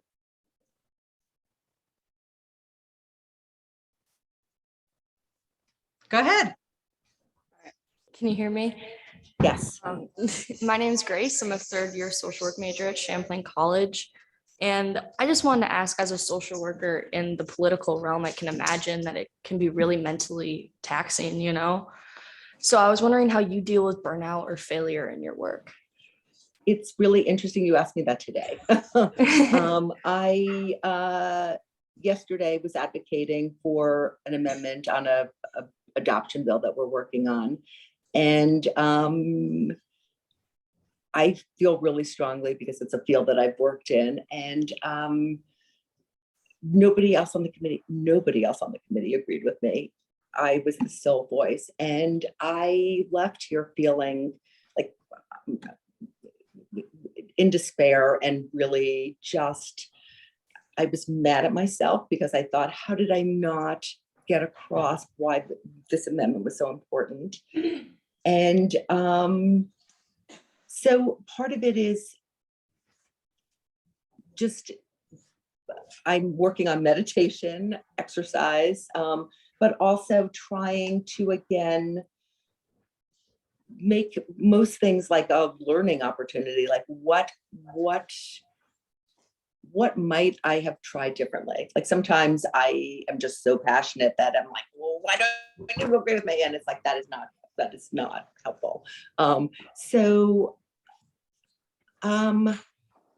I don't know. I end up not, I mean, I've been in this field for so long and I don't know why I haven't burnt out. Like every time I think about making a change, it's like, well, what else would I do? Like, this is where my passion is. So I don't know. I think self-care is really important. And I know that has been one of those, one of my things to keep on top of is, that expression about put your mask on first before you help others. So it is hard. Gardening has been good. Just getting into the dirt and yeah. Thank you so much. And thank you again for speaking with us today. I know here at Champlain, we really appreciate it. I live down the street from Champlain. Champlain is in my district. I would love to come to I would happily come to a class or whatever. So please don't. Absolutely.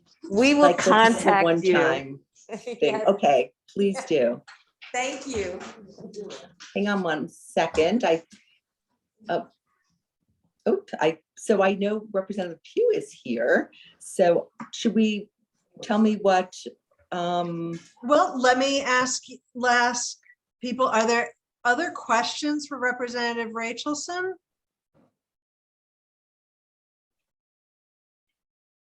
Hi, this is Okay. Linda. Oh, can you hear me? Oh, go ahead, Linda. Hi, this is Linda. I'm the board president, and I joined earlier and then I came back. I just want to thank you for your great speech and experience, and it's very inspirational. Oh, well, thank you. And again, Champlain and UVM are both in my district, or at least a lot of UVM is. Even if they weren't, I'm really thrilled to be able to have more interaction. So please, reach out. I would love to continue these conversations, and I'm always interested in interns, and please be in touch. Wonderful. Thank you so much. And Michael Reeves from Castleton is here as well. And I know I saw him perk up. It's like, he wants you to go to Castleton too. to talk with I'd this be student. happy to go to Castleton, maybe by Zoom, but either way, we can. Sit. Wonderful. I just, Representative, I just sent you a text saying, hey, we'd love to see you at Castleton too. So we actually have had several other representatives that are part of this today come down and do our students do a legislative testimony project in their senior year. So we always like to have, give them that experience with live representatives. So that would be great if you would be open to that. Absolutely. I actually went to Bennington College once, so Castleton seems close in comparison. So thank you. And Representative Rachelson, is Representative Pugh like coming on to that computer that you're on right now? Is that how that's? So, because it's my iPad, but did you bring a? No, because I'm an hour late from the time that I was given. Oh. Do you want me to leave my iPad here so you can just get on this? Sure. You know what? I will leave my iPad on, and I will get it. That is so gracious of you. Thank you so much. I won't ask Representative Pugh for a shoe. I know where to find her if she keeps my iPad, but I know she won't. Here she comes. She is our grand dame of social work and legislation. So thank you so much, everyone. Sorry. That's okay. So that's my little stand too. Oh my heavens, this is very good. So I'll just get it from you. I've got another meeting. I'll find you maybe I'll get on the floor. Okay. Okay. Bye. Or I'll bring it to your committee. Okay. Thank you. Hi, and I'm very sorry. I know that I was scheduled for between 10 and 10:30, and that wasn't working. We knew that we would be flexible and adjusting, and that's what we do. So Representative Pugh, thank you so much for joining us. I can let you just jump in. Some of the things that previous representatives have talked about is their path and how they bring their path to becoming an elected official, and then how you bring social work mission and values to your work in the state legislature. So thank you so much. And I am going to spotlight you. Oh, okay.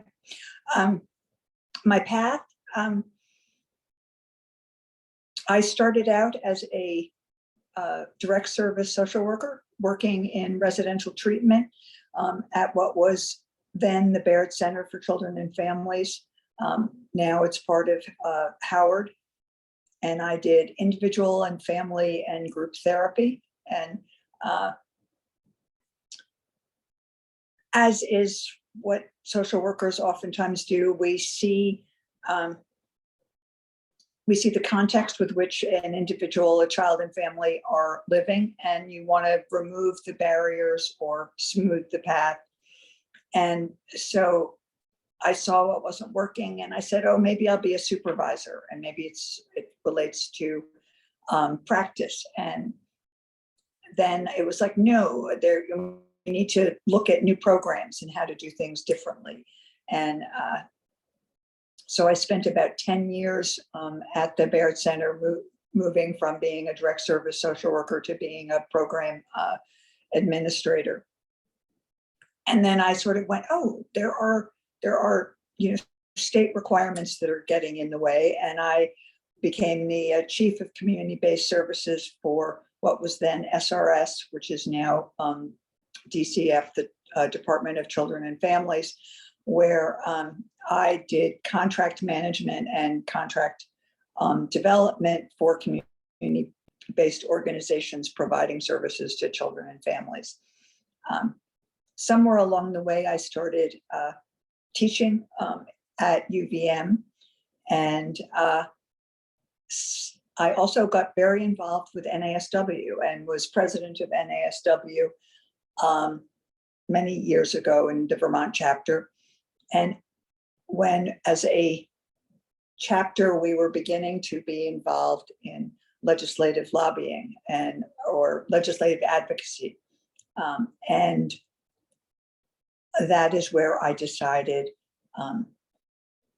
our voice, the voice of social workers, needed to be heard. And I testified on both a gay rights legislation as well as family leave. And we are talking, oh God, we're talking more than 30 years ago when I first testified in terms of that. I ended up going, we need the social worker's voice. We need people who understand the context within which individuals of Vermont are struggling, and who can bring that voice to the table and bring our values about social and economic justice to the table. I ran for office. I lost the first time. When I ran for office, when I was first elected, it was in 1993, and I've been in the legislature ever since. And all but 4 years, I have been on either health and welfare and now human services, which I have chaired for probably more than 10 years. I want to say not a typical path. Social workers see the context, and that is what I did, and what the importance of advocacy is what brought me to the legislature. And it's what keeps me here. And it is a good balance with my teaching at UVM.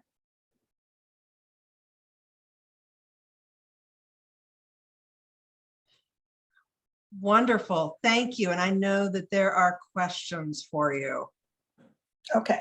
You're ready and willing to answer some questions. And I can see students at Champlain coming around, and I'm going to take you off the spotlight and so that everybody can see. And I'm trying to figure out, I don't know this. If people could speak a bit louder, I don't know how to increase the volume on. Yeah, no problem. I can accommodate for that. I was going to ask, what are some observable barriers, like the biggest barriers you've seen for social workers entering the political process? And how do you think we can rectify those issues?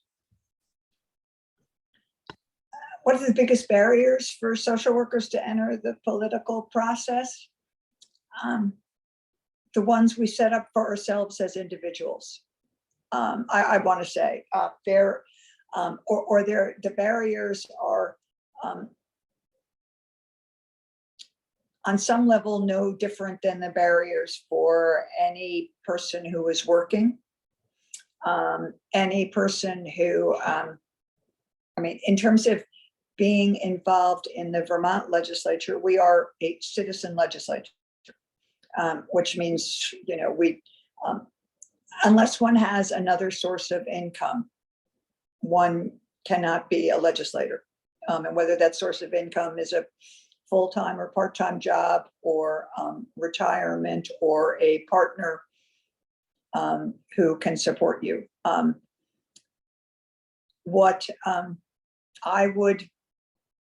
I would say that there is a difference between being an advocate and being a policymaker in the political realm as a legislator. And both of those roles are very important. And both of those roles, they have different functions. And if you want to solely be an advocate, that will be hard to be a legislator, an effective legislator. What I would say more importantly, what social workers bring is our critical thinking. The fact that what we learn so much about is how to be curious, how to really want to understand what the other perspective is, not necessarily to agree, but to seek out and understand what the other view and perspective is. And that is a strength that we bring to to the process. What I have been told as a chair is that I spend more time on process, or I spend a lot of time on how to help the committee work well, as well as getting the task done. And that is something that as social workers, we learn about how to run a group and how it is both a task group and a process group, or how we have to pay attention not only to what needs to be done, but the way in which we do it. So I would say, I would like to turn your question around and say, in fact, we have a lot to, in fact, bring, and our skills and our knowledge are things that make us, that are of great value in being a politician, being a legislator.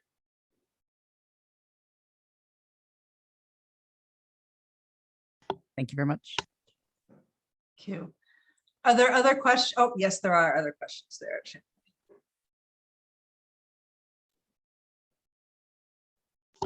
Hi, sorry. First off, I wanted to thank you again for coming to speak with us. But I was wondering, with your work in the legislature and your work with NASW, is there any accomplishment that you're particularly proud of that you wish was acknowledged more in the public? Is there anything that I particularly am proud of in terms of my role or the legislative role? Your role.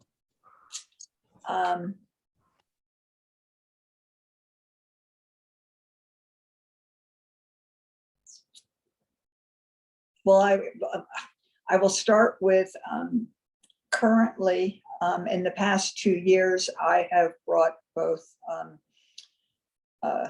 reproductive freedom bills to the floor, successfully to the floor, and to passage into law, as well as the constitutional amendment. So in terms of reproductive liberty. And so I'm particularly proud of that, and proud of the fact that I brought both to the floor, and over 100 people of the 150 supported it. I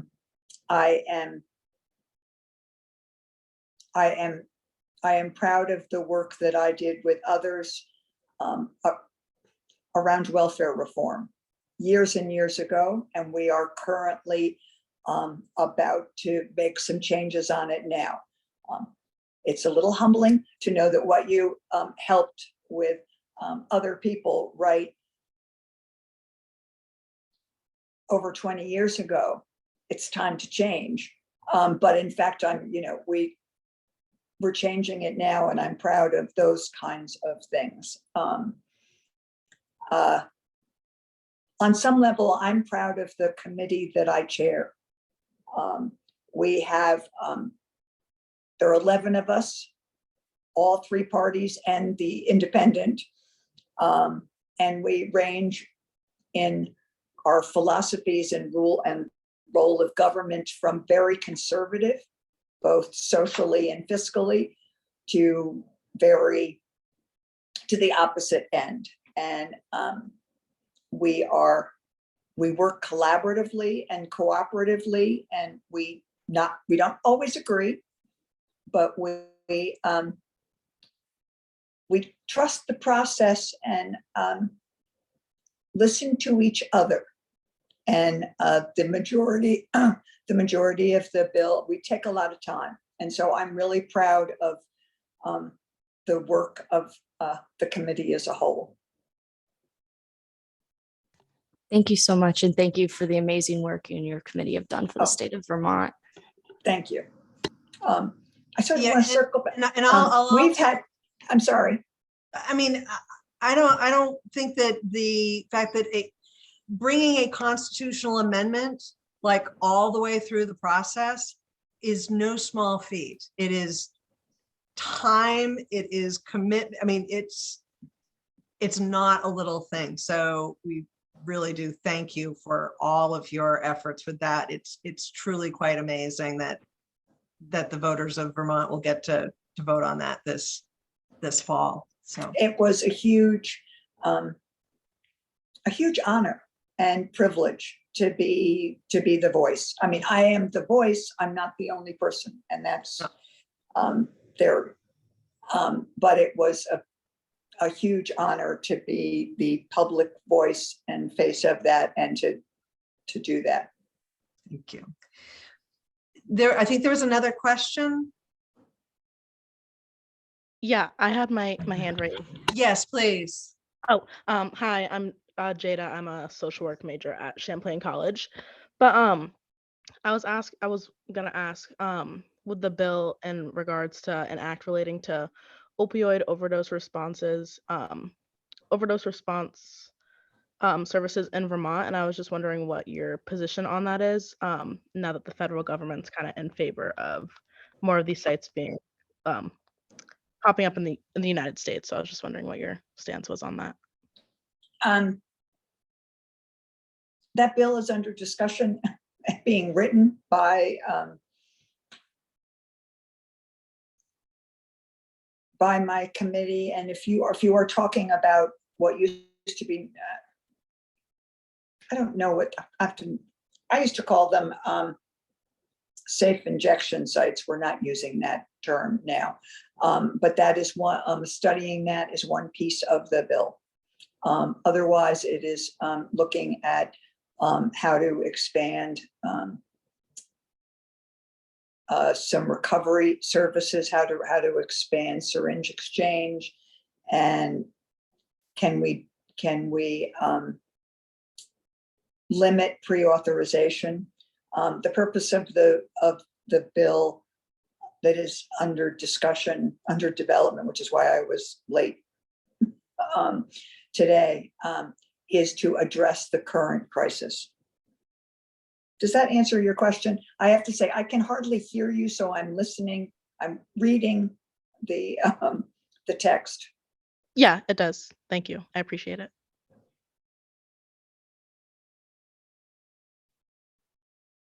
There Hi, another? Oh, go oh. ahead, Linda. Yes. Hi, this is Linda again. Hi, Anne. I just want to again appreciate Anne. She is my teacher, and she is now my mentor. And her knowledge is so rich.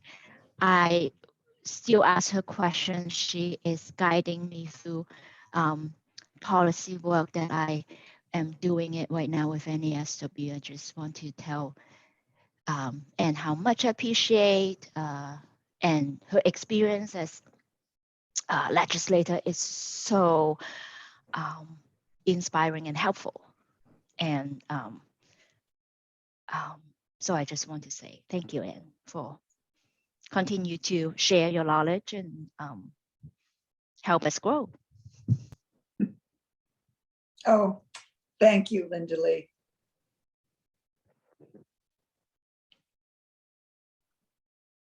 Are there any other questions?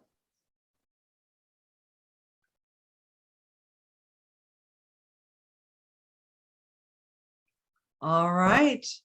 Representative Pugh, thank you so much for taking the time. We want to be respectful of your time. We know that you are in the thick of it right now. You're probably on break in your committee meeting, correct?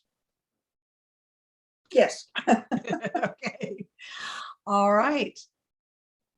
Thank you very much. Thank you. And I'm looking to Lisa and Kayla. I'm not sure if I'm not seeing Representative Bohovsky. Okay. Then in the interest of time, and I have this full presentation on how the legislation that NASW Vermont is following. What I'm going to do is make that available to you, as well as the whole, I mean, there's a 10-page list, but with a couple things that are particularly highlighted. But there's a few points that I do want to get up on my soapbox and talk about. First of all, NASW is as you know, it's a large national organization that then has 55 chapters. And so Vermont has its chapter because we focus on the legislation and the policies that are happening within Vermont. Each state is different. We are a nonpartisan organization. However, that does not mean that we are politically neutral. We are definitely not politically neutral, and we use our code of ethics, and we use our social work speaks, which is our policy statements, as our guideposts. One thing that I do want to highlight, and you all know this, but let me put a really fine point on it. Elections have consequences. And we're seeing it, right? We're seeing how elections have consequences. I'm hearing from like school boards, you got to vote at your school board. You got on off elections. Oh, there's no president running, but there's elections coming up this fall, including these ballot votes for Prop 2 and 5, where we can constitutionally change, we're going to not have slavery be a thing ever possible in Vermont, and nothing being able to curtail reproductive freedoms in Vermont. Those are two huge constitutional amendments that are coming up this fall. And I don't want to do any non-voter shaming. However, when you look at who votes and who doesn't, and I don't want to like single it, oh, Champlain and Castleton, you're here. Your generation is larger than other generations with the lower voter turnout. If your generation gets out and votes, you cannot imagine the change that we will see. So if nothing else, remember, elections have consequences. I also want to, one of the things that when we look at policy work versus clinical, and people sometimes are like, oh, micro clinical social work or macro policy social work, it's a false dichotomy. Social workers, because of our education, because of the way that we look at the world, because of the way that our code of ethics is set up, it is the same thing, right? Remember Gail at the beginning talked about building relationships. It's about building relationships. That is right in social worker wheelhouse. We know how to build relationships, whether it's with an individual or with a community or with other organizations. We know how to build those relationships. We know how to identify issues, see where the problems are, map out a plan, and then evaluate the results. And that's whether you're with a client or with a whole system and working for policy change.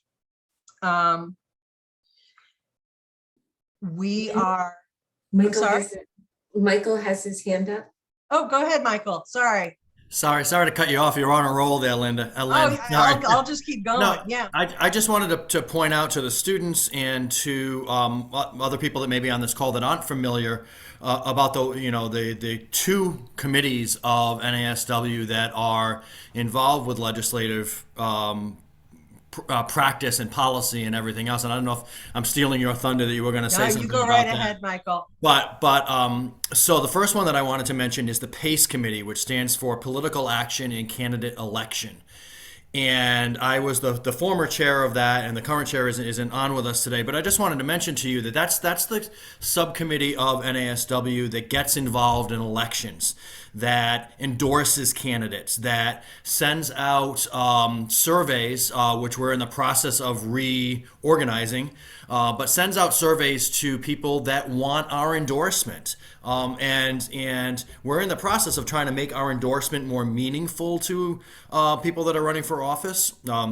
We typically focus on our legislature and on the statewide offices that are going to serve in the state. So to clarify that, so like Bernie and Peter Welch and Pat Patrick Leahy, those are races that are managed by national PACE. But Vermont PACE looks at the governor's race, the lieutenant governor's race, the secretary of state's race, which is a big one coming up this year, but also looks at judgeships and looks at the Senate and the House. But we're also willing and really wanting to support social workers to run for office. So, we need more social workers to run for office. If that's something that you're interested in doing, I completely encourage you.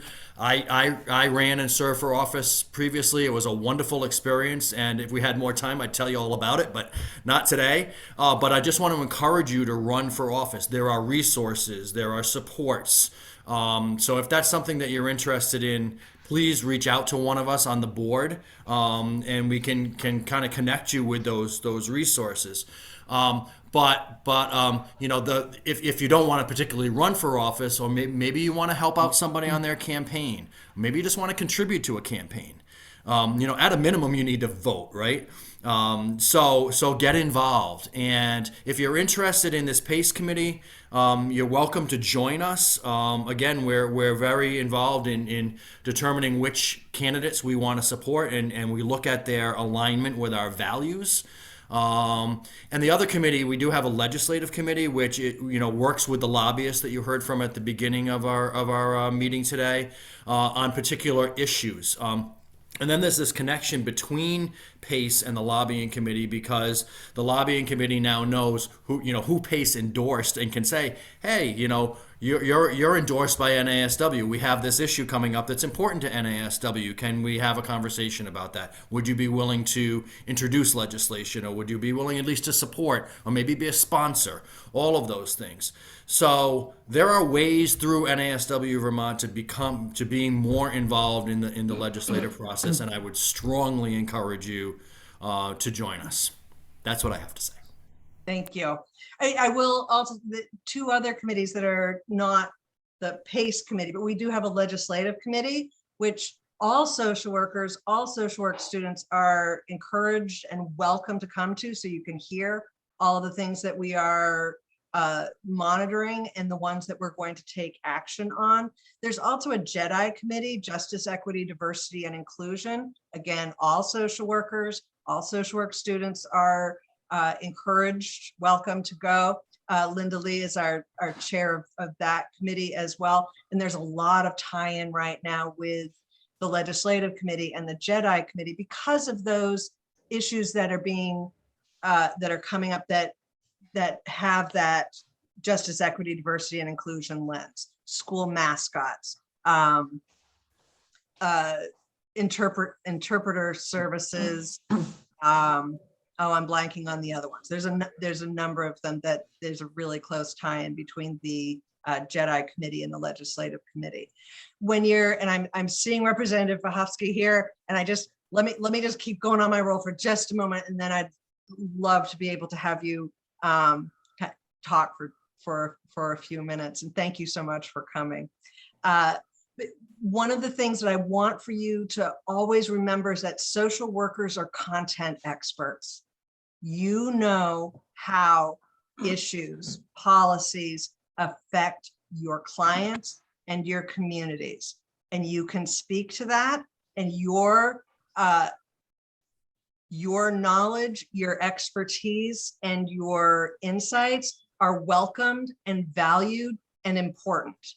And that's how change happens. We've had representatives here who are social workers who get it. We probably don't need to explain to Representative Vahovsky why mental health parity is important, right? She gets it. But there are representatives who don't have a social work background, and they can't be experts on everything. And I hear sometimes people say, oh, but what if they ask me a question that I don't know the answer to? Personally, I love it when I get asked a question that I don't know the answer to. Thank you, Representative Vahovsky. That's a wonderful question. I don't know the answer to that. Let me get back to you. That gives me a second bite at the apple, right? I get to go back to Representative, sorry, you're here, Representative Vahovsky, so I'm just gonna pick on you, saying, thank you so much for your question. Here's the answer to your question. And by the way, here's all the other points that I made and why you should vote this way on this piece of legislation. Don't let the fact that you don't know everything ever stand in your way, because you can always find the answer if the answer is there. And I'm going to stop talking, and thank you so much, Representative, for joining us. I am going to spotlight you and put you right on the spot. And the other representatives have talked about their path and how they bring social work mission and values to your work with the state legislatures. Thank you again. Yeah, thank you so much for having me, and sorry for being late. I had it on my calendar that I was supposed to be here at 11:45, so I thought I was early. But I'm really happy to be here with you all today, and just hearing the bit that I heard from Michael and Lynn.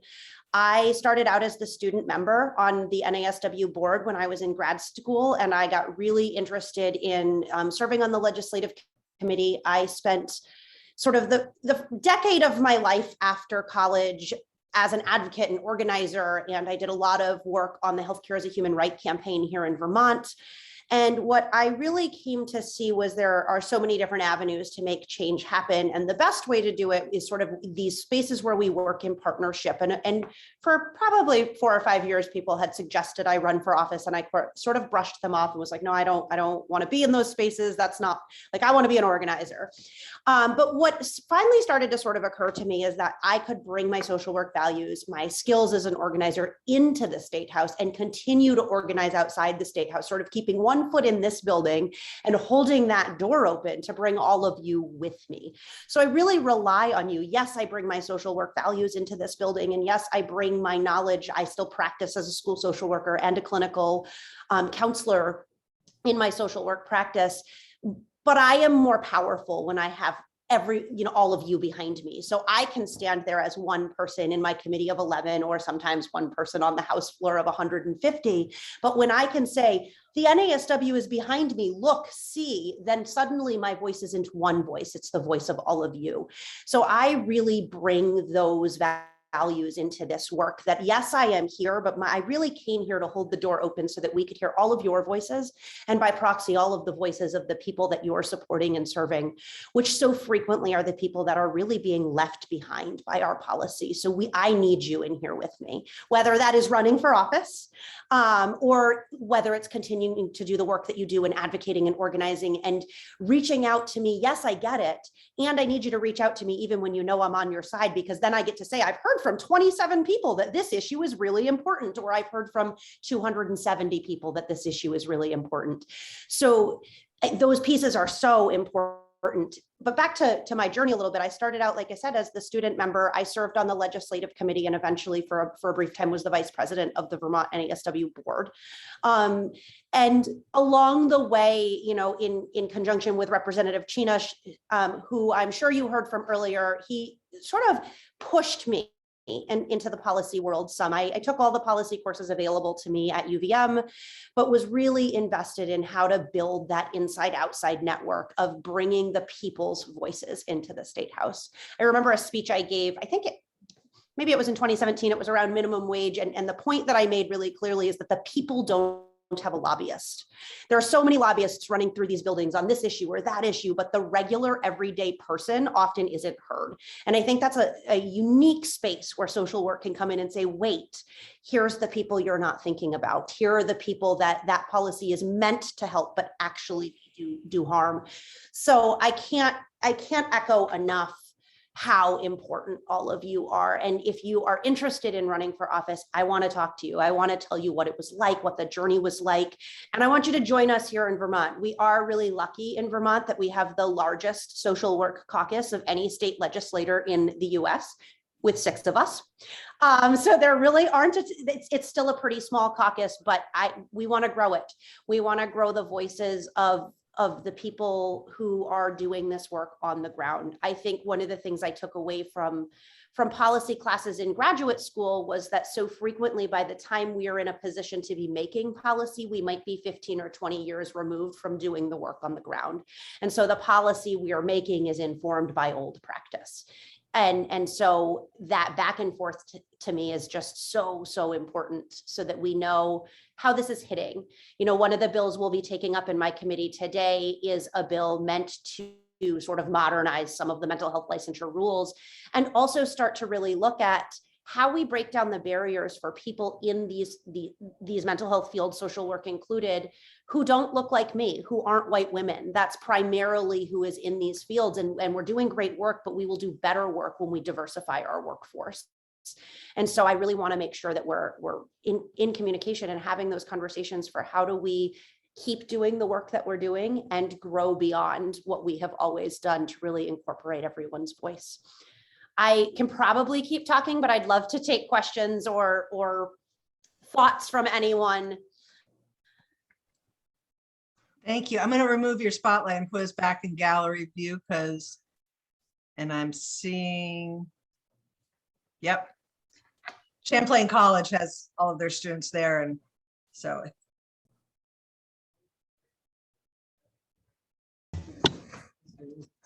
Go. Hi, I'm Alessia and I'm a second year at Champlain. So I know you were talking about organizing and being a representative and how doing both of those things is very important, but I also know that both of those things take a lot of work. And I was wondering how you prevent burnout when doing both. You know, some days it's really hard. It is a lot of work, and the legislature in Vermont is set up in a kind of strange way where it's full-time, but only part of the year. And that makes it definitely really challenging. For me, the most important thing has been to really keep myself surrounded by people, by the people that think like me, by the people that are fighting for the things that I'm fighting for. So on the days when I feel overwhelmed, I can take a step back and know that someone else is going to keep fighting, or I can connect with sort of my network of support to sort of talk me back up. I'm not going to sit here and pretend that it is easy in these hallways, because it is not. We are frequently fighting for things that are not what has been sort of in the mainstream consciousness. And that is a really difficult fight. And it is helpful to be able to call up my allies and my colleagues and say like, oh man, I'm feeling really crushed by this defeat or that thing, and have them be able to say, well, look at this and look at that and look at what you did here, to be able to sort of refuel for the next fight. In terms of the simple time commitment, I've had to learn to prioritize and to pick and choose where I'm going to lead on an issue and where I'm going to allow someone else to lead and show up in solidarity when they need me, because I can't lead on all the issues. The issues are so huge and so widespread and realistically very, very intertwined.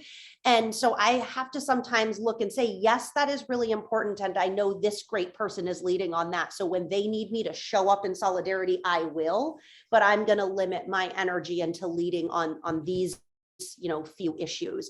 So it is really for me about networking, and prioritizing is the wrong word, because all the issues are so important. I found myself at the beginning of this session really struggling with, we have these 5 months to do all this important work and we can't get it all done. And who should we tell to wait?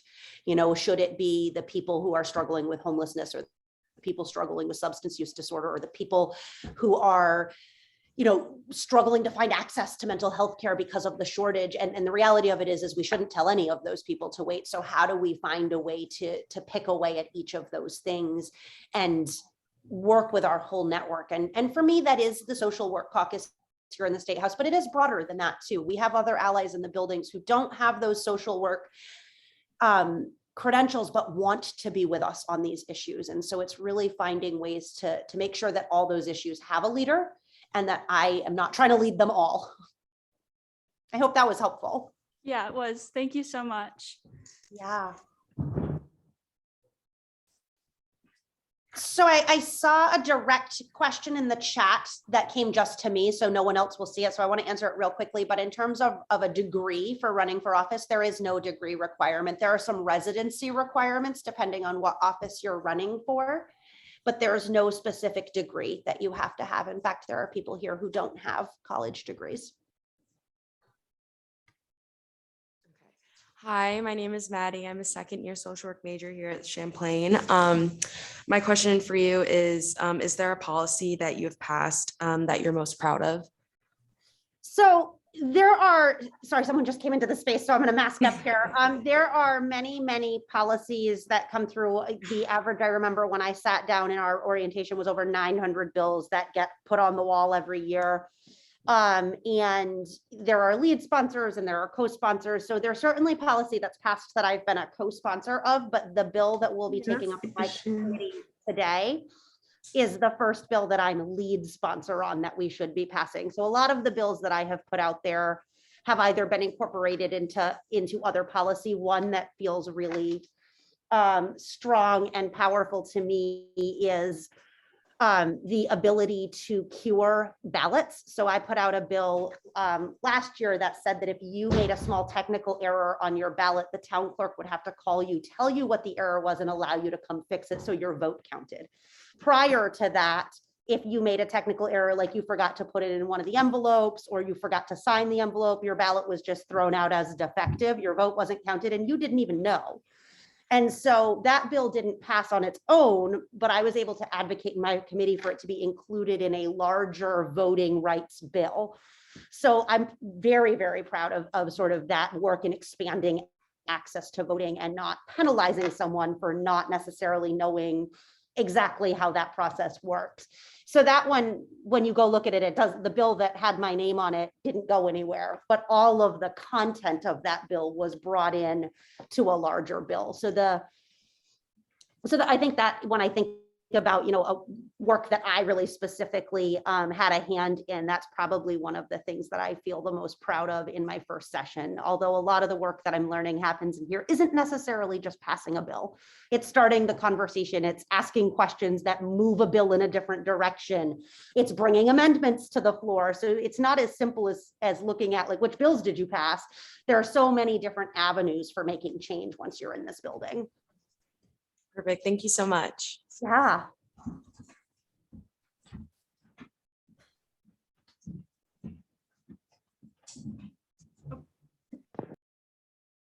Hi, my name's Grace. I'm a third-year social work major at Champlain College. And I was wondering if you could speak a little bit about Bill 395, which addresses the barriers in place currently with substance abuse and disorder treatment.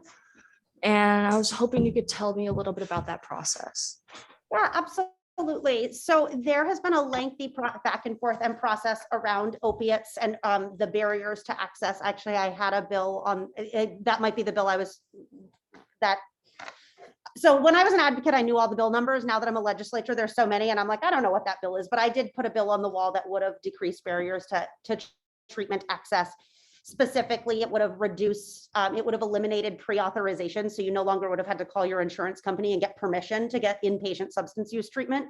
And it would have eliminated the cap. So right now, a lot of times you get like authorized for maybe 28 days of treatment, but this would have said that that decision should be made by your doctor and you and not an insurance company. And that bill is not moving at this point, but it does sound like it's going to be incorporated into a larger substance use omnibus bill.